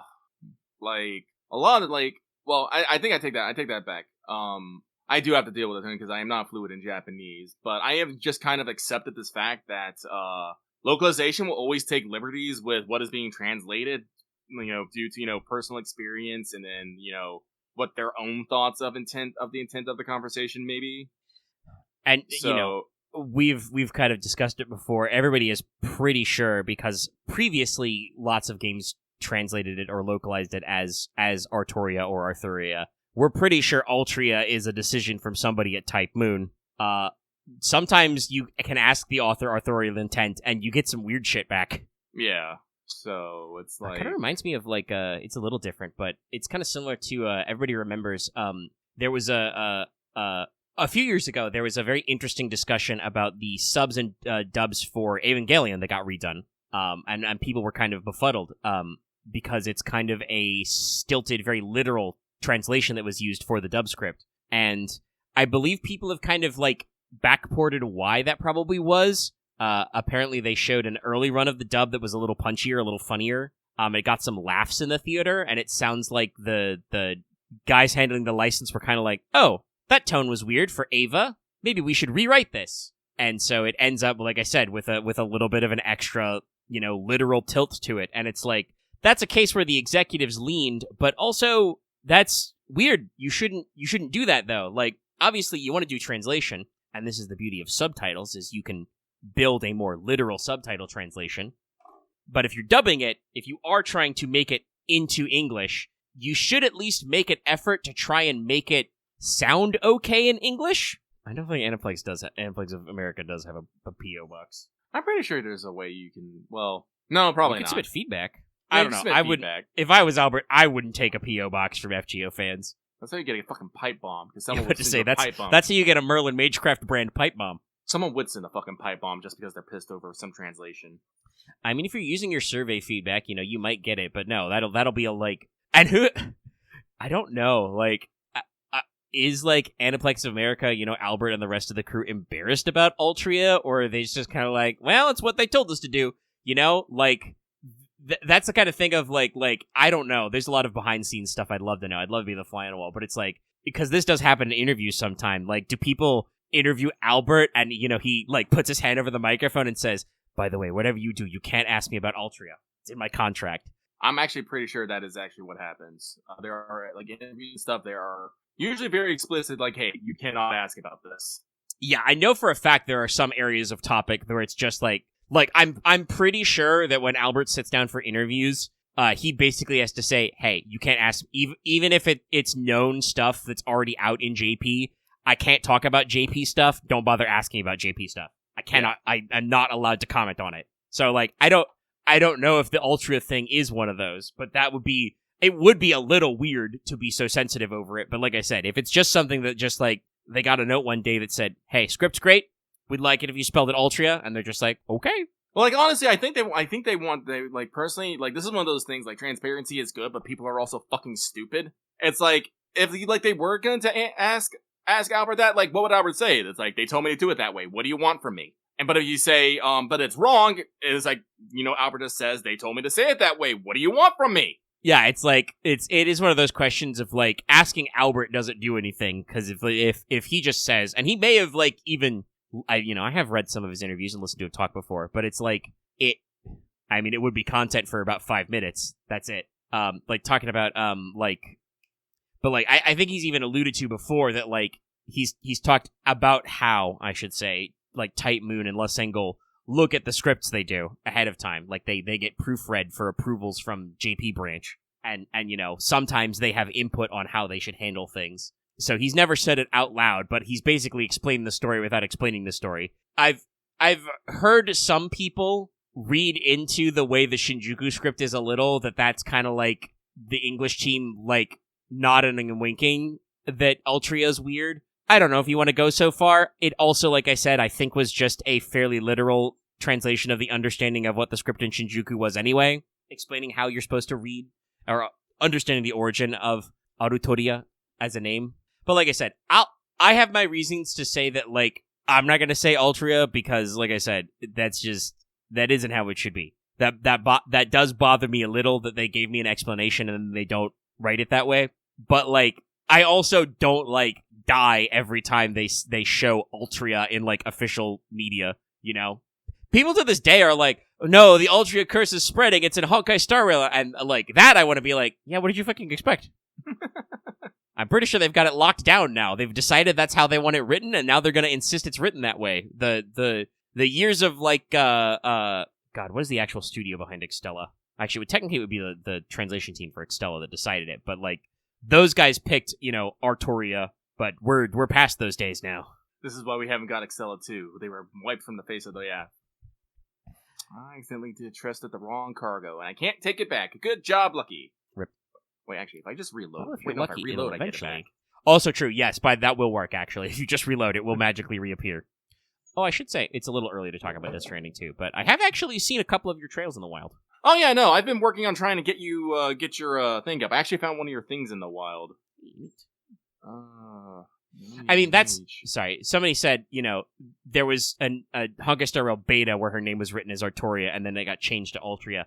That is the thing of, like, and that's why I think I'm not ever going to say Altria easily, naturally, when talking about the character Artoria or caster Artoria. Most people seem to agree that Altria is not the natural reading that flows. When they see her name in Japanese, most people translate and go, oh, Artoria. Like, somebody has to call them and say, no, we want this Altria. No, like, it's the same for me. Like, if I had grown up saying Altria, I'm probably just like, yeah, Altria. But no, I've grown up saying Artoria. That's how I've always, like, known it. It's kind of hard for me to switch that. And like I said, it seems like the natural way most people translate it is Artoria. And it's like, if I was Type Moon, I would bite the bullet and just be like, no, Artoria makes way more sense in an English context, and everybody wants to say it Artoria. It's Artoria, fine. But, like I said, they're not into it. I don't like to put words in people's mouths. It has been communicated to me generally from several fandom experts and people who read Japanese better than me. As a creator, Nasu doesn't like retcons. This is why Fate is kind of weird and everything is an alternate timeline. And that is his prerogative. I think he even explained, any continuity errors between the light novel Fate Zero, and obviously the anime Fate Zero, and the original Fate Stay Night are just, it's not a literal prequel. It's all alternate continuities. Personally, that to me is feels like a really frustrating way to go through this as a creator, to just be like, no, it's never a retcon, it's all alternate universes.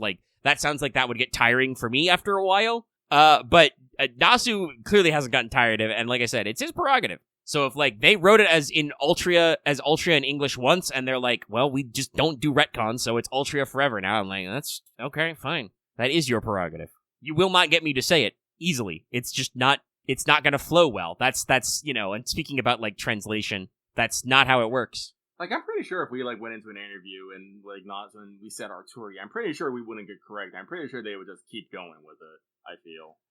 I mean, I imagine that if I said it as Arturia and I was talking to Albert, I don't think he'd stop and correct me. And if he did, I would just joke, oh, sorry, that's my strong American English accent coming out. My mother's British, don't you know? Never mind, my mother almost never has her accent because she's lived in America since she was 16. But is Arturia in it?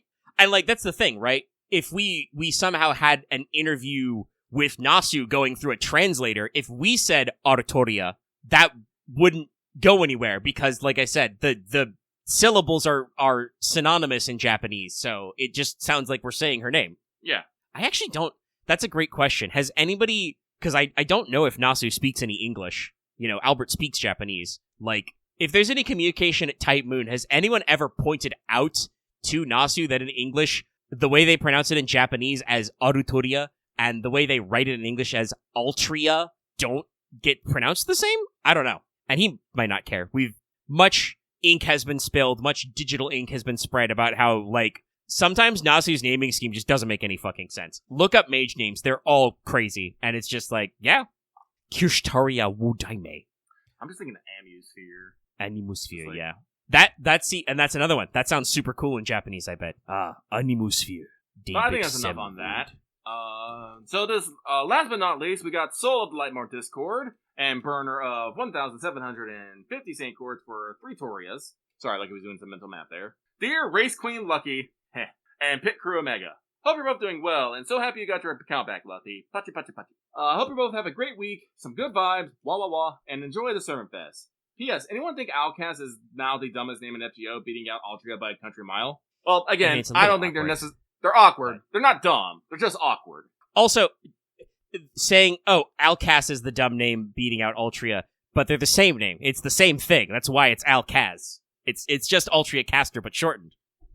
Like I said, I don't remember what the word for that is, but there's literally a word for when you build a word or a sound by dropping the syllables.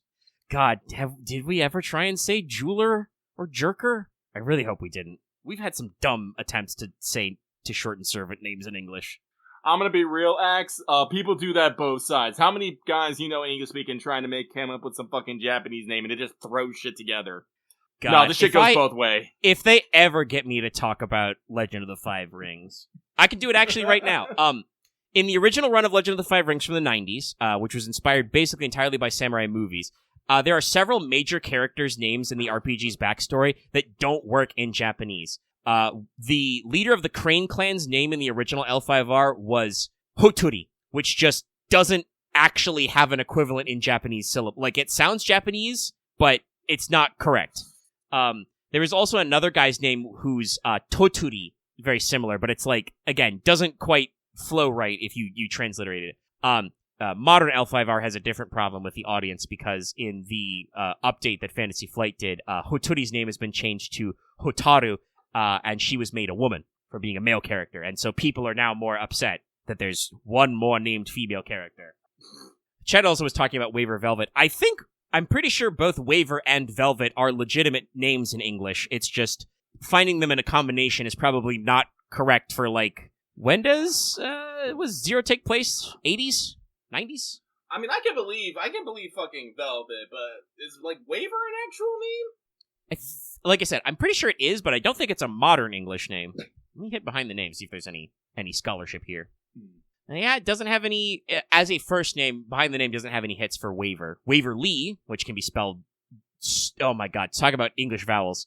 So, chat, I just have to say this continues to be the tangent, but behindthename.com, which is a decent source for finding names, has Waverly spelled the way you'd expect with just the Y, Waverly with 2 L's, Waverly with the EIGH, Waverly with the EY, and Waverly with the IE. Now, most of these are user-submitted, but I would believe that someone somewhere has written that name that way every time. Yeah, so we found a source here, if this is in the AI mode. So, Old Norse, coming from waver, a Middle English word, waverin. So, like, yeah, it is a, like, Middle English or early modern English style word, but not a common name. But also, I'm gonna note this, that says waver as a surname, not a first name. Yeah. I mean, lots of first names are taken from surnames. That's a fairly common linguistic thing. But that would be a little weird for a mage to have picked up a given name, like, as a version of a surname. It's an awkward one. There are mage characters in Fate who have way shittier names. Honestly, like, what's his face? Cornelius Alba from Mahoyo is like, I mean, that's Latin, but, like, that works, though. Cornelius Alba sounds like, it's very fancy, very outdated, but that's like a legitimate name. Reminds me of my favorite joke about Major Motoko Kusanagi's name from Ghost in the Shell. Somebody once said that her name is basically like, if it was English, her name would be Jane Excalibur, and it's like, yeah, no, her name's fake as hell, but it's fine. Jane Excalibur sounds like a fucking protagonist. It's like fucking hero protagonist. Yeah, no, I think I used that a couple times as a joke in like a close face fluff. I also can't throw stones. Like, that, my joke about Jane Excalibur is basically how I decided on the naming scheme for the Neo Blades in Singularity War. I think it's cool. No, it flows, but also it's like, it's one of those moments where you hear it and you're like, that's obviously a fake name. That's a constructed name that somebody picked. Oh, yeah. And Japanese is full of names that are like that as well. If you ever hear something called, like blah blah blah taro, that's just like the way to, like, nameify a word that's not normally a name in Japanese. Mm-hmm. Maru is another, like, common suffix that also just makes something a name. Peach boy. Peach boy. Peachy boy. But with that, we are done with Mailbag. Woo! Let's check the mission clock. How long did it take? 2:10. I said she'd be mostly Mailbag. That's fine. Let me close that tab. Let's do some free talk. Some of the things we'll probably not reiterate because we've kind of got those thoughts out, but the Call Day of Free Talk is summer first impressions, very first. I'm only up through section 2. I had to charge my phone and start recording this podcast before getting into section 3, but there's still plenty of story happening there. I think I saw somebody in our patron chat even say, like, starting, just finished section 1, ready to get in. See, section 2 is like 6 pips. Yeah, this is a Kinoko Nasu story. But no, we're having fun. So we start with technically we start with a ominous dream. Get awoken by Chloe of all people. But we through flashbacks rapidly realize that everybody was super excited because a second Servant Festival was announced officially via BB Channel. And so everybody was going to race shift back to Luluaha for their summer vacation. Except for us. Because we had work to do. We didn't finish our summer homework. We didn't finish writing all our reports. Which, by the way, how many days was it? Was it 3 or 5? It was multiple days. I think it was, chat. Yeah. Well, Goldorf said if we haven't written our reports for like the past 6 months. Whoops. I mean, it kind of makes sense that, even with FGO being timey-wimey, we can't write a report about Ordeal Call number 1. So, what have we been doing for, the past 6 months? But yeah, so several servants stay behind. They don't race shift. Some of them do it explicitly to help us. Have been very busy. Yeah. So, that kind of sets us up for this. We get a call from BB, like, the day we're finished and ready to run out. Also, shout out to Gordolf giving us a nice present. It's our new Mystic Code. Well, he says it gets us, but he also said it just showed up outside his room. But I do appreciate that Gordolf gets a mysterious gift of a Mystic Code or a costume for us, and he's just like, oh, well, I better give this to the master. But we get I won't say a phone call. It was a fucking scene transition, but we got a line from the BB that someone has stolen Servant Fest from her, and that's bad for some reason. Well, it does turn out it's a little fucking weird. Yeah, when we get there, it's weird, obviously, but I think we can even have a dialogue option, which is basically like, and this is a problem how? And BB's like, no, you don't understand, Senpai. It's definitely a problem. So we recruit Chloe and... Editor-in-Chief Chloe. Yes. And this is where the Alcaz line comes in, where Castor Artoria busts in because she overheard everything. She stayed behind 4 or 5 days to pick the perfect swimsuit. And she's gung-ho. She's ready to rock. Yeah. And then we also pick up Suzuka and the Knights of the Round. Chloe and Suzuka seem to be BFFs, and that concerns me a little bit. Yeah, that's one that I mean, they're both tan, but for different reasons. Suzuka applied a tan for her summer mode. Chloe is just darker skinned because she's just Ilya Emiya. Yeah, I'm about to say she's kind of Emiya Alter, for lack of a better term. She is the Prismaverse version of Emiya, as she's supposed to be the older and wiser Ilya trying to kill her. I don't remember how much Prisma actually does with this, and I feel like FGO kind of misses the mark with it, but, like, that was always the thing about Chloe's character I found kind of interesting, where, like, she's technically the original Ilya, because original Ilya, the one who was around for, like, 10 years, or the first couple years in Fate Stay Night verse, like, you know, got magically de-aged and had all her memories of the Holy Grail War and the Ainsburn clan and stuff thrown out. And then that's the part that manifests as Chloe. So that's why she's all serious and edgy, man. It also means that I think that, assuming she has all of regular Prisma Ilya's memories, she's like basically the age Fate Stay Night Ilya is normally mentally, which may be why she's such a fucking sex pest.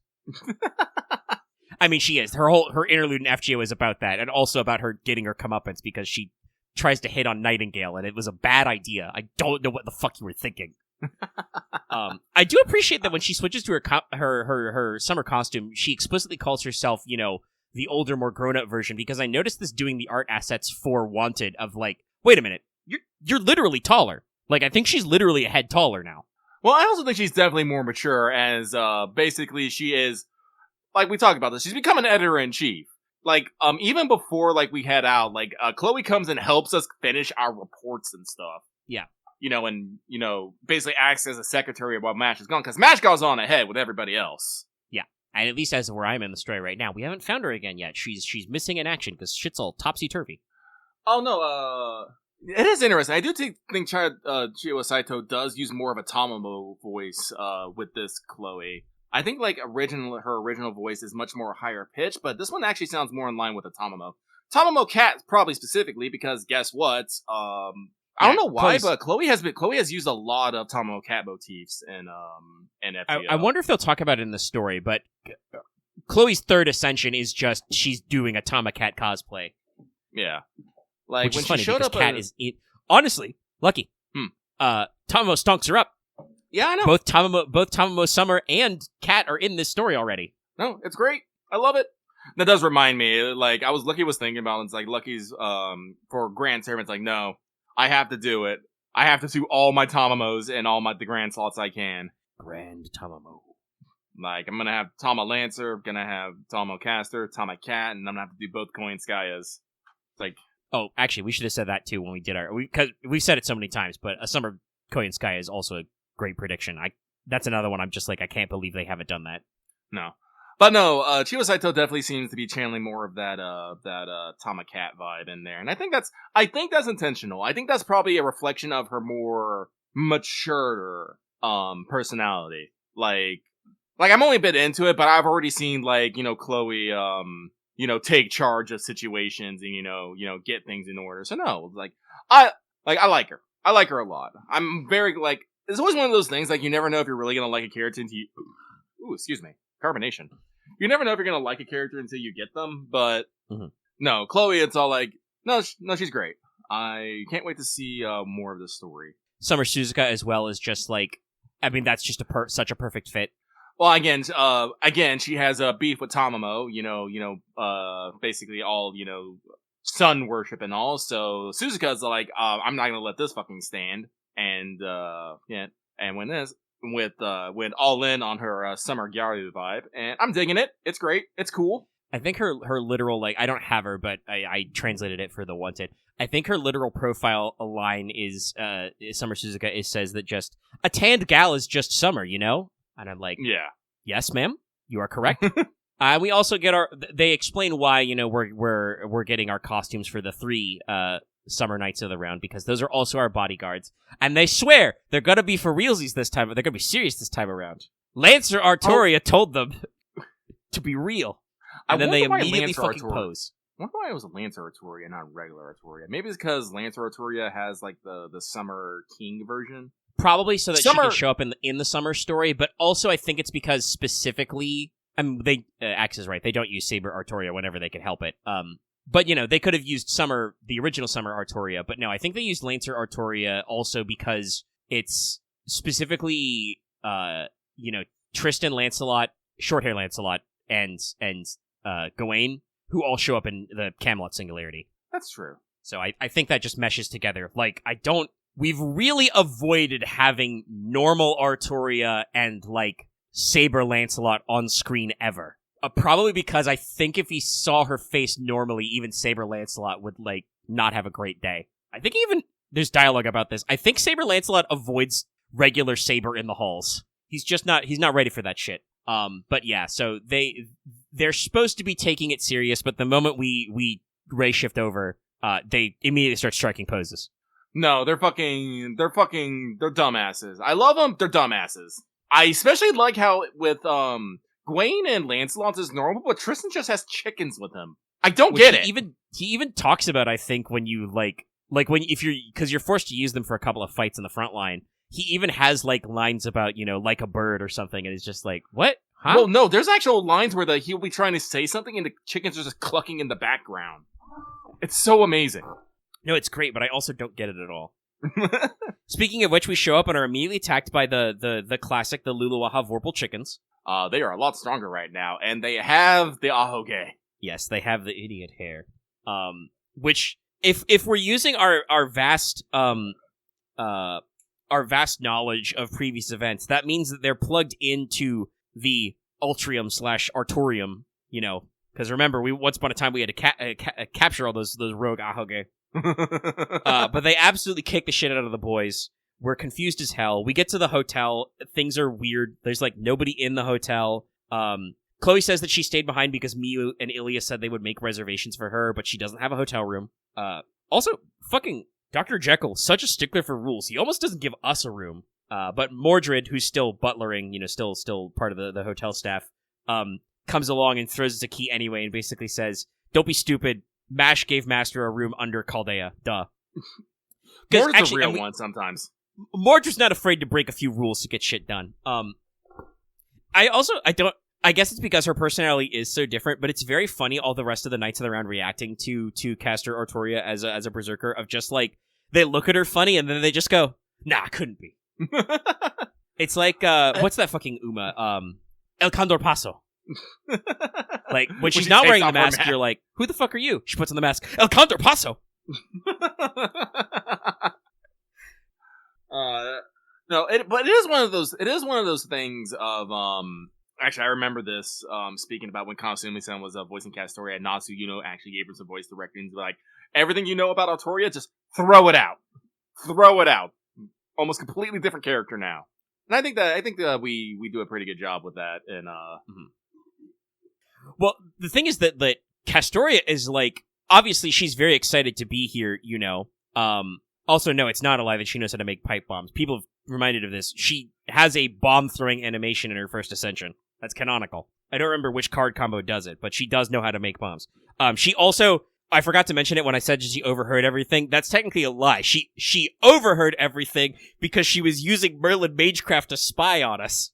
And she lists all the things it's good for, which is just all the shady shit. Nah, it's great. But yeah, like, I'm not entirely sure where to, like, go all over with, like, this story, because honestly, we've been running around a lot of places. We haven't really... Yeah, there are some stuff that, like, I'm not sure I'm getting what they're going for yet. Like, a couple of times, we've called Arcas a great detective, or she's called herself that, and I'm just like, okay, have you been reading Mash's books? Well, the thing is, like, BB wants to solve, like, this whole incident without ever going down, so we have to do, like, a bunch of investigation, so it's kind of like a fucking, detective's case, so I think that's where it's going on, but we do hit that button a few times. But also, like, there's probably, like, a lot of shit going on right now. Like, whoever hijacked the fucking SavaFes probably, you know, did a bunch of other things. Like, now, like, because we're not stuck in a time loop now, but we are stuck in a never-ending summer. Again! Yes. They're using magic to do a forced reset where the progress is effectively reset to the first day, but nobody's memory is looped or anything. And the space resets, but everybody remembers it. And in fact, when we come down after the reset, there's a bunch of servants milling in the lobby who were like talking about what they were doing and like trying to form teams. Also, apparently the Extella heroines formed a squad. It was very funny. Yeah, because you and they talk about. I wish that had been on screen because you can only imagine how catty Summer, Tamamo, Nero, and a non-summered Altera would be. They also had two others in there, but I wasn't sure who they were because they had like specific names. Yeah, like Nero refers to them by like nicknames, and I didn't catch it all myself either. But yeah, no, the rules has changed. Like, basically, Summerfest has to go out without a hitch, but if there is a fucking hitch, it resets. Unfortunately, there are some people who are fucking up the steez. You know, as not long after we get there, you know, a fire breaks out and fucking the big fluff full of a flame and with a small fluff on top of his head shows up. Yes, and Bobo does a great job speaking for God. But also, it's so immediately she's so there and she's so gremlin-like, and it's just like I want to send Castoria up there to squeeze her little cheeks, pinch her ears, maybe. No, it's great. Because like they immediately slide back into their old roles of just fighting, you know, country mouse, city mouse type shit. It's so great. And that's the beauty of Nasu, you know, writing both of these, is I'm sure that, like, character tone was contiguous through both. But, like, she's pretending to be, you know, Kasku Kurmiko. I'll say it that way. I can't say Mikoker. It doesn't work. I'm sorry. Even if that was literally how it was written in Japanese, I'm gonna alliterate. But then, immediately, Caster Artoria is like, what the fuck are you talking about? You're clearly just Babanshi. And I think the best thing is Babanshi was like, holy shit, how'd you see through? How'd you know? It's like, oh my god. It's like, it's really obvious. And like, I already have my thoughts of like, they're like, I don't forget what the silly name was, but they're like Artoria Bucks basically now instead of BB Bucks. And my only thought is just like, this perfectionist thing can only be a Morgan idea, right? Well, yeah, no. Like I think that's interesting because when we met Morgan in the hallway. She hadn't race shifted yet. Yeah. Yeah. So I'm curious about that, but I'm pretty I'm sorry. Like even without I don't know what's going on, but I do know Morgan is in this event doing something. I know she has her own hotel. We saw what her NP is. So like we know that a Summer Morgan is on the table. You know. So like I'm pretty sure she has something to do with this, but like why Well, also, we should say, Yarandu is here. She's part of the normalization committee, the committee that makes, everything go right. And they seem like they're kind of like, this is like one of the things I kind of enjoy about, like, the storytelling is, they're not a bad organization. Like, most of the people saying, like, yeah, no, most of the shit they're doing we're fine with. It's usually just, like, one or two things that they do that we're like, about. It's that problem of trying to follow all of their rules at once is a pain. Yeah. Like, conceptually, the idea of, like, making it so that, like, servants can't just hang out unless they're staff, general admission, or part of a dojin circle, I'm like, yeah, actually, that's a good fucking idea. Don't let servants just hang out and do nothing. That's bad. No, like, I think, like, most of the people are just fine with the only thing. I think the only thing that people, like, generally actually had thing of was, apparently, for the Dojin convention that's going to be held at SavaFes, you can only draw up about one thing, and one thing only. And that got some people miffed, and they actually made an anti-alliance. They have very strict genre and typing rules. Yarandu is also very interesting because, like, that also is another case where, like, she you know, says her name or whatever, and Castoria is like, you're clearly Nocturia, what? And but Yarandu is like, who? Huh? There's clearly some kind of, like, fairy Hawaii stuff going on we haven't really touched in because Yarandu describes, like, oh, you're a fairy. Yeah, a wind and dance type fairy. Shouldn't you be out, you know, naked dancing, making drums from skins and shit? And I'm like, She's like, no? what? Huh? So, like, obviously there's some weird, fairy overlap stuff. No, but the story... They've already mentioned the UDK. We haven't met their illustrious captain, but they exist. Yes. Also, good squad. Karna, you, Jaguar Man. Taiga gets to channel the fucking Taiga-ass T-Rex. Oh, that's good. It's so good. I love it. No, it's I mean, obviously, Nasu has kind of that touch as well. He, wrote a lot of the humor this is based on, but it's so good. Fucking Dantes shows up to just give us another cryptic warning, and he, like, juices up Ibaraki and Tamamo. With, like, some evil curse, with some calamitous curses, I should say. Yeah, because he's like, there's a prophesized savior to stop 3 calamities, and of course Castoria is like, fuck you, man, I'm on vacation, man, I'm done with this shit, and he's like, wasn't talking to you. And then you immediately have Meat Castoria is like, I am sorry for everything I have done in my life. Yes. What time, Michi?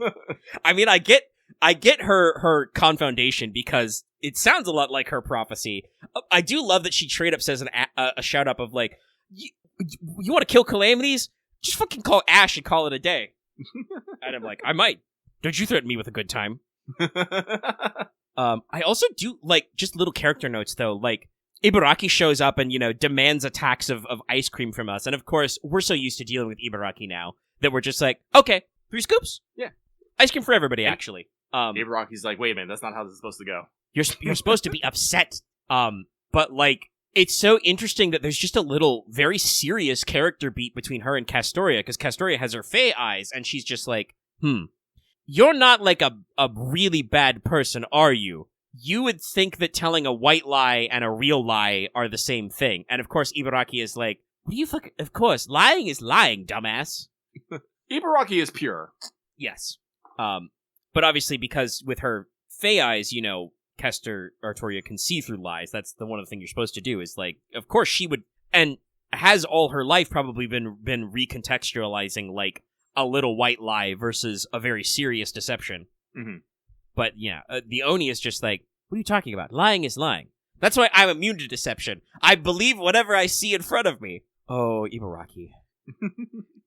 And so like, yeah, we're just instantly in the moment. And there's like, as befitting something that's being billed as a detective mission, there's so much foreshadowing going on that I'm not sure about. Like, somebody talked about, like, a mysterious, dark-suited servant in sunglasses who's like, ha ha ha, Servant Fez will fall. And I'm just like, who is that? That could be a lot of guys, actually.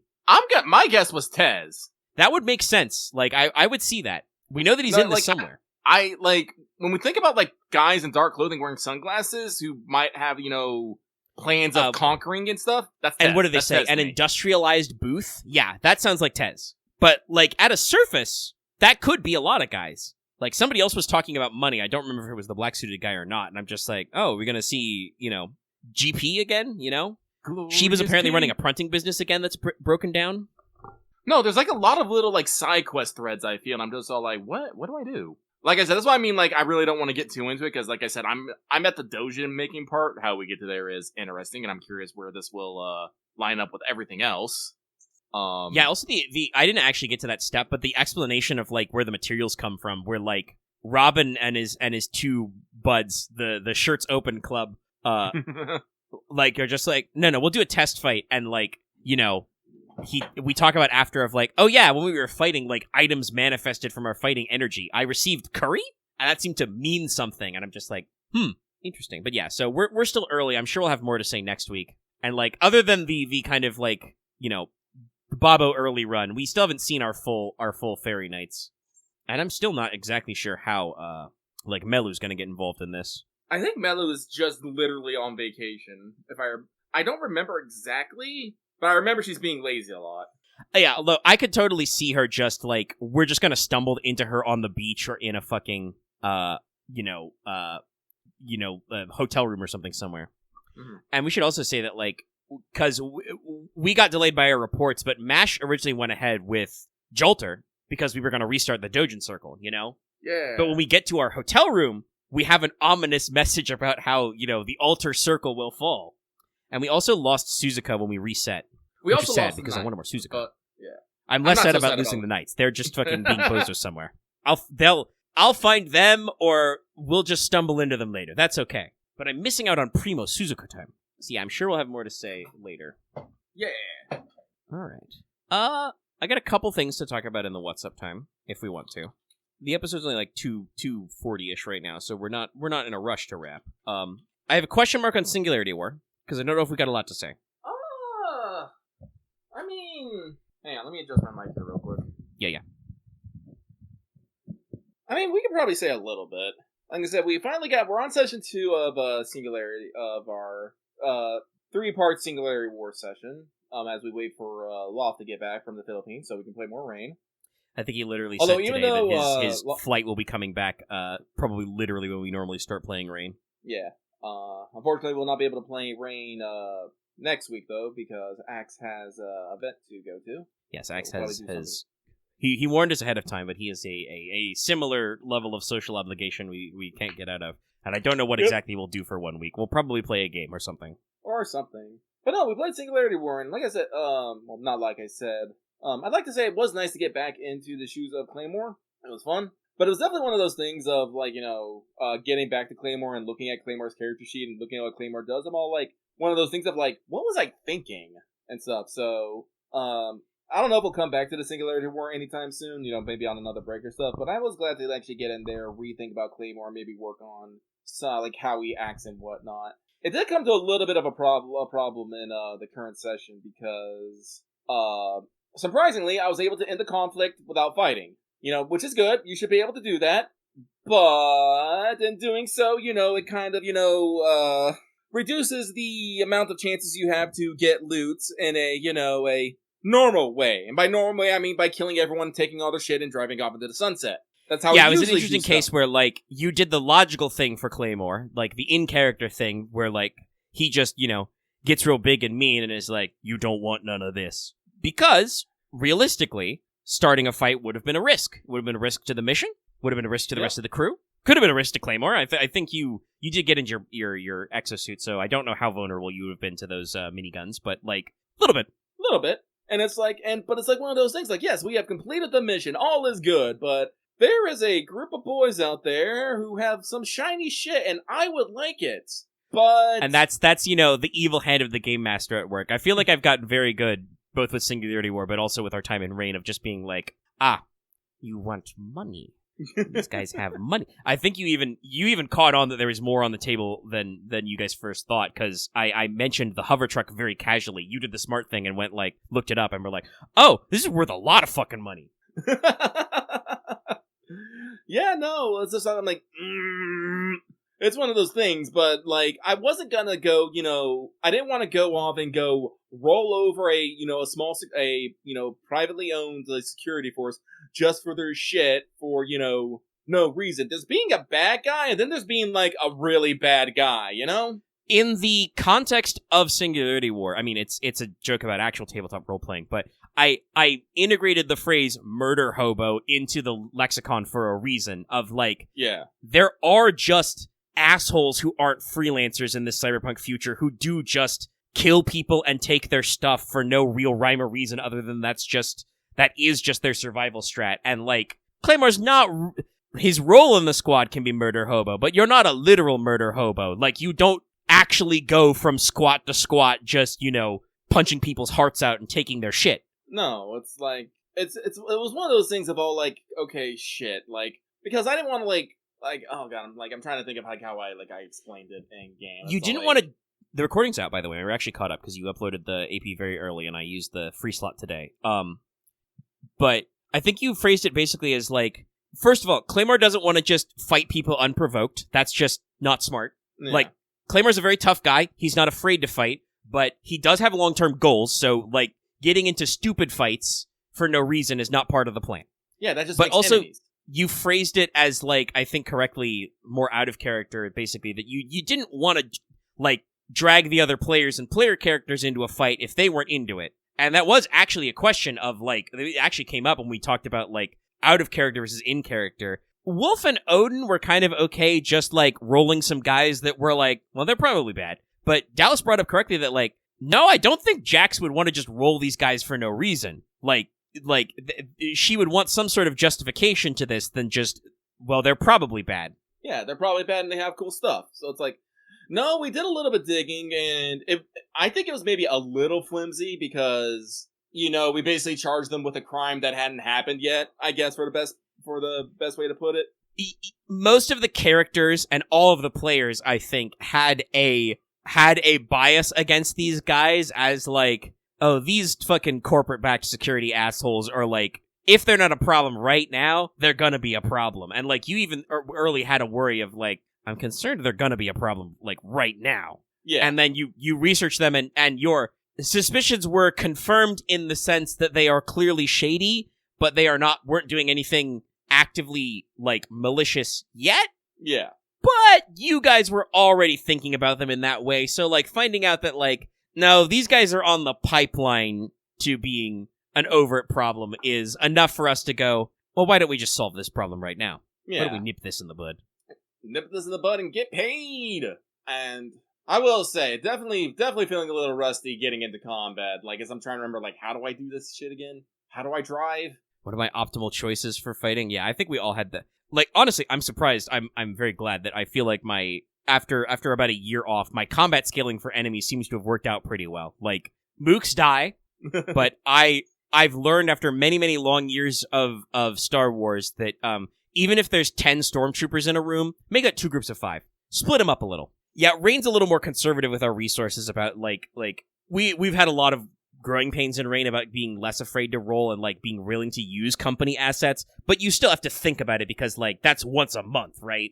You get each point basically. So like you shouldn't be afraid to roll, but we should gauge when the most correct moment to roll is. Genesis is like, nah, fuck it, we ball. But the big bad has like survived close combat with Wolf at least one turn, which is like basically mostly what I ask for is like I want a couple turns for my villains to do their cool move, and that's it. Yeah.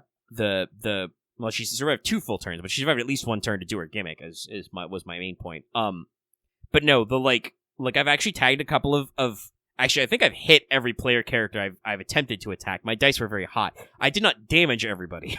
No, because we're face tanked. But I've hit I think everybody I've actually aimed to slay. But yeah, we have a lot of the usual growing pains. Trying to remember everything and like a little bit of us yelling at Dallas because it's been a fucking year since he looked at his notes, so he's like, I don't know what I'll remember exactly what my notes are. Yeah, there was yelling at Dallas. I'm not gonna get into Dallas. Dallas. To be fair to Dallas, it's like what I would do is I would probably have like miniature character sheet tables for my drones, but like those weren't in the templated we've created and all like borrowed I think from Dallas first. Well, yeah, because he didn't have the stats written down because it was attached to his drone, right? Like I said, I think that's like a subsection of his character sheet. I would probably, like I said, have made like a mini character sheet for my drones and formatted it. But hell, I may have provided you with the original template for the Star Wars sheet. But like, I think everybody started using them for Genesis after Dallas started. But I don't remember. It's been years. But like, yeah, that wasn't like drones and pets were not part of the original sheet plan, no matter who made it first. So, like, I understand of, like, having them separate. Like I said, I personally would correct them earlier, but Dallas has different priorities as a player than I do. The fact that he's willing to, like, pick up, like, a car and 4 drones is, that is a lot of extra work on its face. Yeah. But no, I feel like in session 2, I was a lot better about it. Session number 1 was the session of me being like, which fucking character are you again? What's your name? What are my names? What are we doing here? Like, it took me a little to, like, slip into the vibe, but I got back there, and, like you said, I don't think we're going back to Singular War for a little bit, but if we did want to commit for, like, a little bit of a longer to hit some of our bigger plot threads, I'm like, no, it was very easy to, like, slip back into the mirror shades and the biker jackets and my neon sneakers and be like, no, I remember the feel of this. I think I know what we're doing, and I haven't written it yet. Like you said, we're taking Saturday off, so I'll have plenty of time to catch up. But I have my plans already for like another little fun mini thing to actually pick up your Tsuchigumo, your multi-ped tank again. Listen, I think it's gonna be great. I'm gonna take that shit to Japan. Mm-hmm. I dropped Careful. Something. We're gonna take that to Japan, where we're gonna use it for its intended purpose. Yeah, to fuck around in blown up cities and stuff. Yeah. And like I said, that I think I talked about this earlier when I talked about my NPC design. I was just like, what the line, for like character design, like the way I designed the quick hatch mechs, the walking coffins, Mhm. was like, I was like, no, I think I'm just gonna design them with some stuff in mind. You know, I'm designing a vehicle that has no armor stats, so you guys can scratch them with small arms, probably, but you need to work for it a little. Anything less than 10 damage doesn't actually count, but giving them some, some glass cannon weapons to punch up, and I was just like, nah, fuck it. The boys will find a way, or if they don't find a way, if these are too tough, they will reorient. They'll be like, oh shit, that hurts. Let's rethink this. And like, honestly, it's the same with, like, finally giving you the Tsuchigumo back. It's just like, no, I think you guys can have some big vehicles. You're already planning on them. We can bring that back in, and you can have a little thing to play with, and I don't think it'll hurt. And also, I want to be able to do the set pieces that vehicles allow, like honestly, I kind of feel like it may not make perfect sense for this to come up, but I do kind of feel like some of my, like, tone inspirations and my inspirations for, like, the high level stuff for Singularity War does come from things like Ace Combat, where you can get some very wild set pieces of just, like, the Arsenal Bird, the drone-powered drone flying aircraft carrier, and I'm just like, no, that's actually cyberpunk as fuck. They're powered, by the way, by wireless electricity transmission from space elevators in Ace Combat 7. So, like, no, this is, like, crazy. That is crazy. Fuck. And it's just like, yeah, no, like, I want to do vehicle set pieces. I like vehicle set pieces. It's just that, like, you got to be careful about the scaling. But no, giving you guys a couple hard suits to work with, and like, well, I don't know if we're keeping it. Well, actually, maybe Jack will have one, but I'm not keeping a fucking coffin. No. Like, not directly to work with, but you could. I think I said there's 6 of them. Yeah.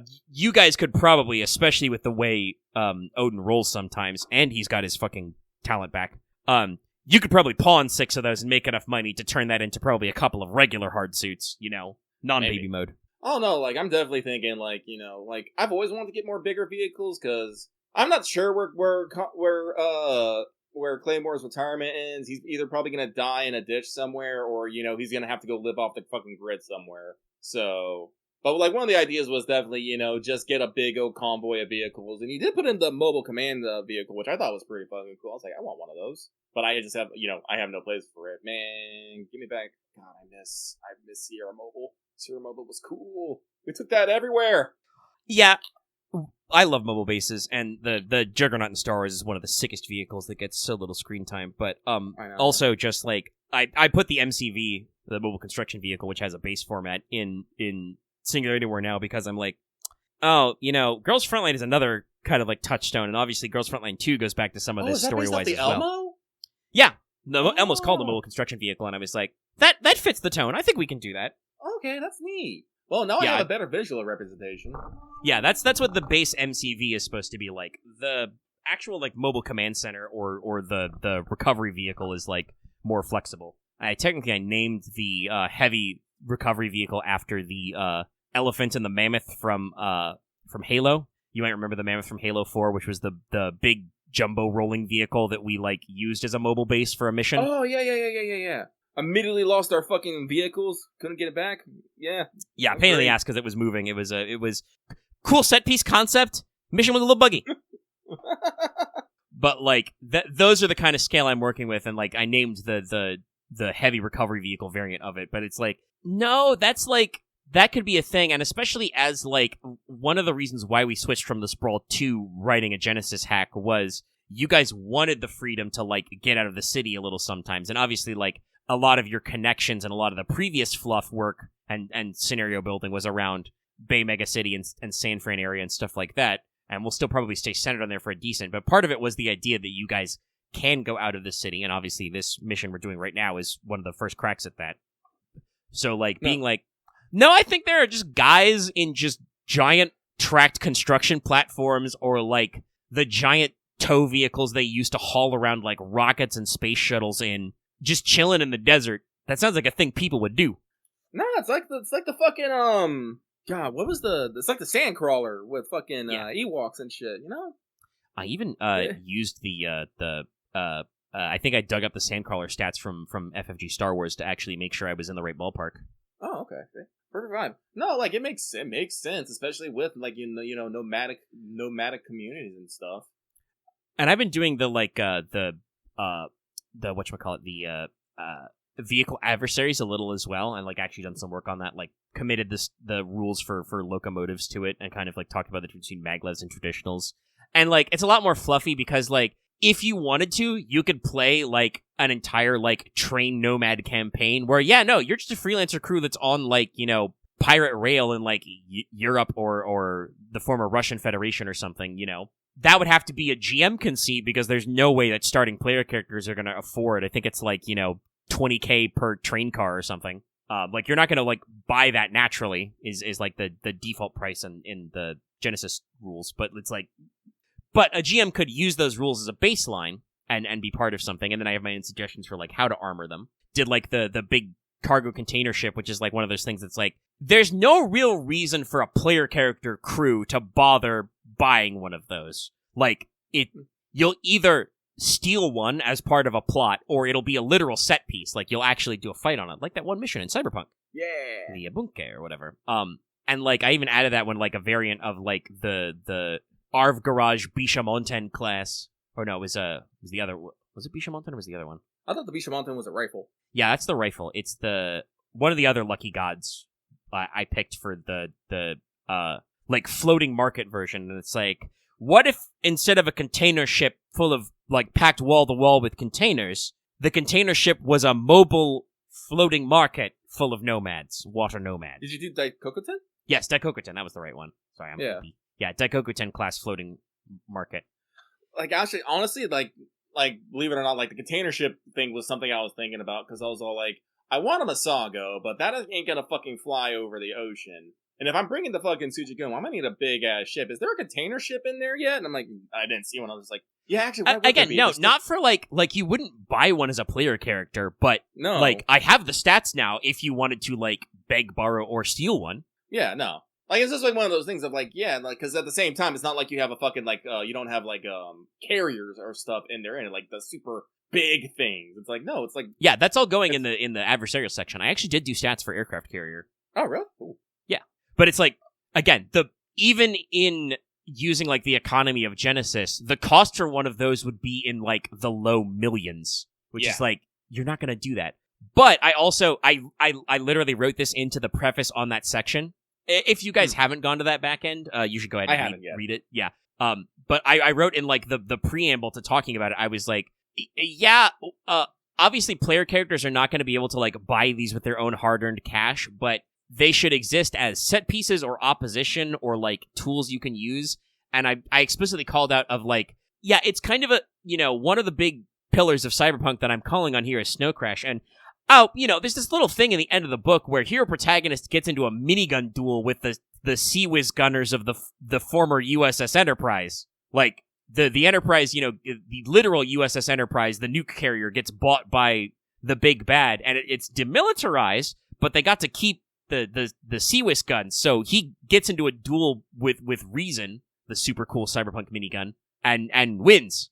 And it's like, no, that should be a thing that, like, should be possible to recreate mechanically, at least. You're not going to have fun doing that, you know, normally, but it is doable. And like, I've got a couple other ideas. Like, I did stats for like an actual like full size like cruiser, which is again like probably the stealth destroyer and the submarine are already probably outside of player characters' budget anyway. But like, they're small enough that like you could probably work it out. And like, maybe if you pooled all your money, you could buy one. But like a carrier. Which will have, you know, variants for, like, landing ships and shit. I am going to adapt the Arsenal Birds as a flying aircraft carrier stat line. Oh, shit. That will probably be, like, annoying as fuck and would also cost way too much money. I think I've got plans to do stats for orbital space stations and, like, space destroyers, for lack of a better term. And again, that's, like, the player characters are not going to have the budget to launch a militarized spaceship or build their own space station. You just won't. But because I put smaller spacecraft like in the game, even if they're ludicrously expensive, you might do a job where you might be doing a run against or away from a space station, which probably has, you know, pop-up point defenses or something. So it's good to like have ballparks. And like I said, that's the thing about saying like it will probably be a while before we go back to it, but I was pleasantly surprised to find that it was really easy to slip back on the gloves and be like, no, we're just writing cyberpunk stuff now. Yeah. Already thinking about, like, I instantly, like, grasped myself of, like, yes, I remember Dirk and the bullshit and the stuff that Joy told you about the old world order, and I'm like, no, I have my vibes. I could do, if we wanted to do longer campaigns, I could do short miniseries of like bigger set pieces. Yeah, I think that's probably what we should do. Be more episodic. Not quite like the 2 episode jump, though I was originally planning on this one being 2 episodes. Until we realized Loth would be gone effectively an extra week, our time. But like shorter runs of like handfuls of episodes, like a month or 2 in Singularity War, I think would be very doable, and allow for like working on larger challenges and jobs. Yeah, but yeah, check them out. Then the only other thing, if we want to talk about it, and we've crossed 3 hours, it's after midnight. Actually, my stomach's hurting a little. I'm getting a little hungry. Would be like I thought about collecting some Death Stranding 2 talk. Well, I am playing right now. Like I said, I've made some progress. I'm about to go hit up the weapon fabricators, so I'm gonna go, load it for bear. Mm-hmm. That'll be big story segment. So I want you to do that, not on a podcast. No, I'm paused. I'm literally paused at the extract data from the weapon fabricators and destroy them, then bring the data back to the Magellan, the DHV Magellan. Yeah, it's a fun one. So. Like I said, we've been talking about Death Stranding 2, like, during our Death Stranding streams. I do want to shout out to anyone. We're not going to be streaming Death Stranding Saturday. I actually have a friend coming over and stuff, so we're going to be hanging out and all that stuff. So we'll catch you back on Monday. It's okay, you should check out the Thursday stream. We did get a bonus Thursday stream, and Hartman is actually in it. Yeah. But, no, Death Stranding 2 continues to be good. I really don't have anything much to say, like, right now, I don't think. Like There's a lot of, like, theme and plot stuff that it's doing, but, like, not just because the game is paced this way normally, but also the way we play the game is, like, it's being doled out to us breadcrumb style, where, like, we'll get a mission, we'll be like, alright, that'll advance the plot. Now, excuse me while I spend 5 hours building roads and monorails. Yeah, no, I've been building roads. I am slightly... The roads at East are expensive. It kills me slightly because there's a fucking road, a single road, in this one part of the map that's not on the network, so I haven't gotten the free materials from players, and it's just not built. It's that road piece between Hartman's lab and the data analyst. The builder is just right in the middle of them, and it's just this point of the fucking road. Yeah, I think you're talking about what is the Pioneer's turf, and did you get an email from the Dowser about that already? Or is that after the factory? It might be after the factory she lets you know, because there's a couple of network nodes in the desert, and I think that's after the factory you get a call about them, which is the other reason why the plot is slow in Death Stranding 2, because you'll do a plot, and the game will actually let you unlock new guys, and then this guy will hand you something, and you're like, oh shit, I want more of that. I'm gonna go deliver packages for you for like 8 hours. There's also a mine in the north that I need to unlock, which means I got to go make trips down to the mine so I can get more resins and special alloys, so I can run the monorail up there, which will be useful because then I can use that to because there's no actual road up here. But I think if I understand the monorail line, how that's gonna work out, I might be able to make some zip lines that will lead me to the Motherhood. And I think I know where the Pioneer is because I see this. North of the factory, I see this little oasis with, like, what looks like a fucking house next to it. Yeah, that's where he is. That's not a spoiler. You figured it out. He's up there. Yeah. There is a road in the desert that runs to the mine, but I've talked about this before. It's a little annoying because it basically runs smack dab in the middle between the Motherhood and the Pioneer, just in the middle of the desert. Yeah, no, because I remember there is that, by the data analyst, there is that T-junction, yeah. Yeah, that T-junction goes north, and the rest of it goes... The road going east eventually goes south as well, to where you'll end up going to East Fort Knot later. That one's very sensible. The desert road is like, I'm glad they did it because I would hate to drive through the desert entirely on sand because the Roadster does not have sand tires. But you got to do a little sand work. I've been trying to think up some zipline shenanigans, but I haven't quite cracked it yet. I got to double check the range of full of upgraded zip lines. My crazy plan, as I really like to do, is I mentioned this to you very shortly. It's actually, I think, the job to unlock the mechanic who's on the other side of the Motherhood. After you do the weapons factory, you'll get the cool device that lets you traverse water and tar very easily. But I've mentioned this before, since I've got that. I want to, build a super ambitious zip line over where North Fort used to be, that crater, and, hook up to the monorail next to that mine above the Dowser. But I don't know if the ranges will work. That'd be a cool one. I see the vision, but I'm also like, I don't know if I can do this. Oh, nothing to it but to try it. Yeah, so I've like been slowly like plotting my plans. Yeah, no, I'm looking at the creator right now. You might be. Well, I take that back. You can definitely do it. Like the problem is how many zip lines it's gonna take you to do it. Yeah. That said, the zipline curve arc is super generous. Oh, that's good. Like basically, unless you've got like the 2 zip lines are on low ground and there's a hill or mountain between you, it basically means that you can always make the use of the full like 350. And I think they start at 350 meters without even being upgraded. So like it's cool. I told you this off stream as well, but I've also got a new thing where I'm working on an upgrade where like I've unlocked level 2 road pavers so I can have them have roofs and make your cars go faster.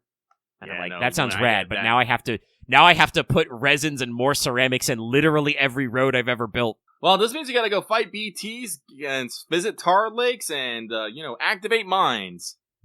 And it's true. It's part of the economy. And honestly, you could get a little bit of resources running over camps, and you want to run over camps anyway. I've had pretty good luck with the strat you told me on last stream. I literally, after we finished that episode, I went to every fucking camp, and I'm like, Big Brother is here.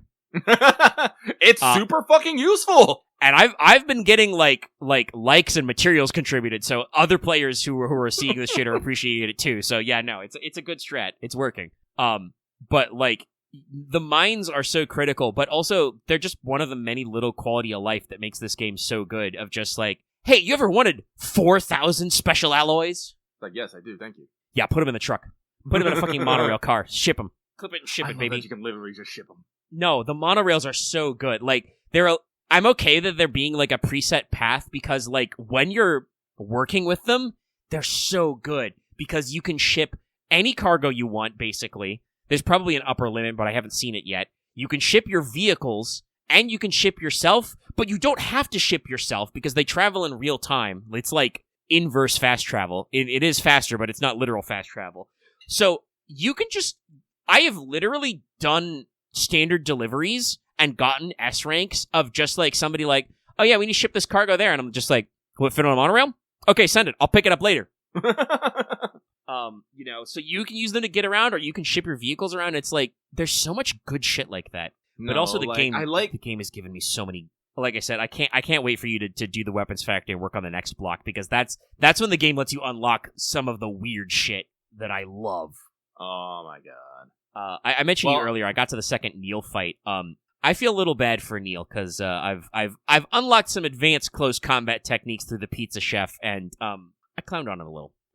Chat. Oh. It's okay. I paid the price. I took like 300% damage. But I got to throw hands. Also, I do want to say, because it's relevant to our streams, we've been talking a lot about Cliff and his art, his like uniform design, being very 90s. Yeah. I got a second good look at Neil. He is wearing like modern, current military gear, like the camo pattern, and he has like armor plated shoulder pads that are like very like post-war on terror. And I was like, oh, we were talking about this. Yeah. Well, we talked about it, how, Clifford Unger, when his active military time was, and I'm gonna assume, for reasons, that, Neil's, active, time is probably a lot more recent. Yeah, they're doing, like I said, there's thematics and plot stuff, but I think we're gonna have to wait for just, like, a fucking 2-hour lore dump, in What's Up when we're both done with the game, to unpack some of that, because we're doing interesting things with Neil, but much like Clifford Unger, we're being told piecemeal, after I do a boss fight every, 10 hours. Like, there's some real good shit in here. And, the gameplay is just so there are still little annoying things, like, the vehicle engine is still really weird. I think some of that was on air where you complained about, tapping a tree and breaking a lot of stuff. Oh, yeah, that was earlier today. And, I still, it kills me that not only is there no good braking for vehicles, but there's also no good braking for Sam. Sam has inertia, which, makes sense, but also it can be a little annoying to be, literally let go of all the controls, and if you're sprinting, Sam will keep going for, a good 15, 20 feet sometimes if you're on a straightaway or a downslope before he stops. And you can't really stop him. You could slide, but that doesn't stop you, You can pull back on the stick, but sometimes that just means he turn around and keep going. Yeah, and so now you're running 10 to 15 feet in that direction. And probably what I should do is I should not fucking use my boost skeleton sprint when I'm trying to traverse short distances, but, Maybe I was sprinting a long way before I got here, man. That's why I'm kind of happy with the fucking combat skeleton. Yeah, I am not speed, but it gets me where I want to go. Yeah, Honestly, I've unlocked the Boca skeleton now, so I need to like level that up and start trying that out, seeing what that's Honestly, like. I think the Boca skeleton is probably gonna be it for me if the combat skeleton, because the combat skeleton is good. I like its defensive properties, but that means it doesn't do much when I'm not in combat. Yeah, they phrased the Boca skeleton as like basically we talked before about how like the battle skeleton is like they just combined the original power skeleton rules with also just like the fact that you could wear armor plates with some skeletons. Yeah. The boost skeleton is basically the speed skeleton. The Boca skeleton sounds like it's combining the all-terrain with the classical power skeleton, because they say it's good for traversing rough terrain, like make you better at moving through rivers, snow, etc. But they also had a point about saying about it also really improves your cargo capacity. Like the level 1 gives you like an extra 120 kilos, I think. Mm-hmm. So like it also gives you big lifts. So I'm very curious to see, like to try it out. But also it's like, I didn't want to just fab the level 1 skeleton right away because I'm like, I'm going to start unlocking higher levels of this skeleton very fast. But yeah, Death Stranding 2, real goo. Real I'll goo. probably go back I'd to it like once to talk the to you more edit's about, like, honestly, I think I'm about to do a big set piece, and I'll probably have stuff to say about that later. Yes. So maybe on Monday when we're in Death Stranding times. So why don't we've crossed 3 hours. It's after midnight. Why don't we pack it in? Yeah. Unless you've got something else off the cuff to talk about. I really want pizza. There's a fucking pizza chef in 2, and so yeah, no, I understand. No, you get pictures of the pizzas too, and other things in the picture but like, God, usually Sunday's my cheat day. I think I'm just gonna order a whole ass fucking pizza. I will indulge. But yeah, pizza. Omega, take us out. All right, let's do the outro. Thanks for listening to Let's Talk FGO. We'll catch you up next week with another one of the shows. Keep your eyes peeled for a Wanted as well upcoming. And obviously, we're streaming Death Stranding again on Monday. We will continue to stream Death Stranding #1 until we have connected America, Sam. So if you're watching this video on YouTube, give us a like. If you watch this far, for sure. You can join our Discord as well. Link in the video description and our channel page. You can leave your comments down below as well. Make sure you're subbed. Ring that bell. Drop your controller. Throw it on the floor. I reloaded. Got in the popsicle. To hard reset my outro spiel, consider joining our channel memberships as well. Get membership badges and emotes. It's a fun time. And consider supporting us on Patreon. Could have gotten this episode early in audio format for as little as $1 a month. At higher levels, you can get videos like The Wanteds early. Or you could have listened live to the show get recorded. And at our highest level, you could get a shout out like our bestest, most expensivest patrons. Adam Tarp, Flex OG, Call Me Zed, Carlos, Dragon, JW9000, Chris Starlight, Legendary Boss Hunter, Ryza Kenji, Rograben, Shavor, and Varen the Crow. Thank you very much for your support, patrons and listeners. We'll have to see you back next week for more Let's Talk FGO. You'll have to find out how the big old, Fairy Night banner do be coming. And, I'm sure we'll have more news. And like I said, we'll keep our ears and eyes peeled for what JP's doing as well. Cause, I don't think there's enough time for Oops All Grand Duel to be the only thing they do. But they probably won't start a real event with Anniversary so close. So, stay tuned. That's it for me. So good night, everybody. Good night.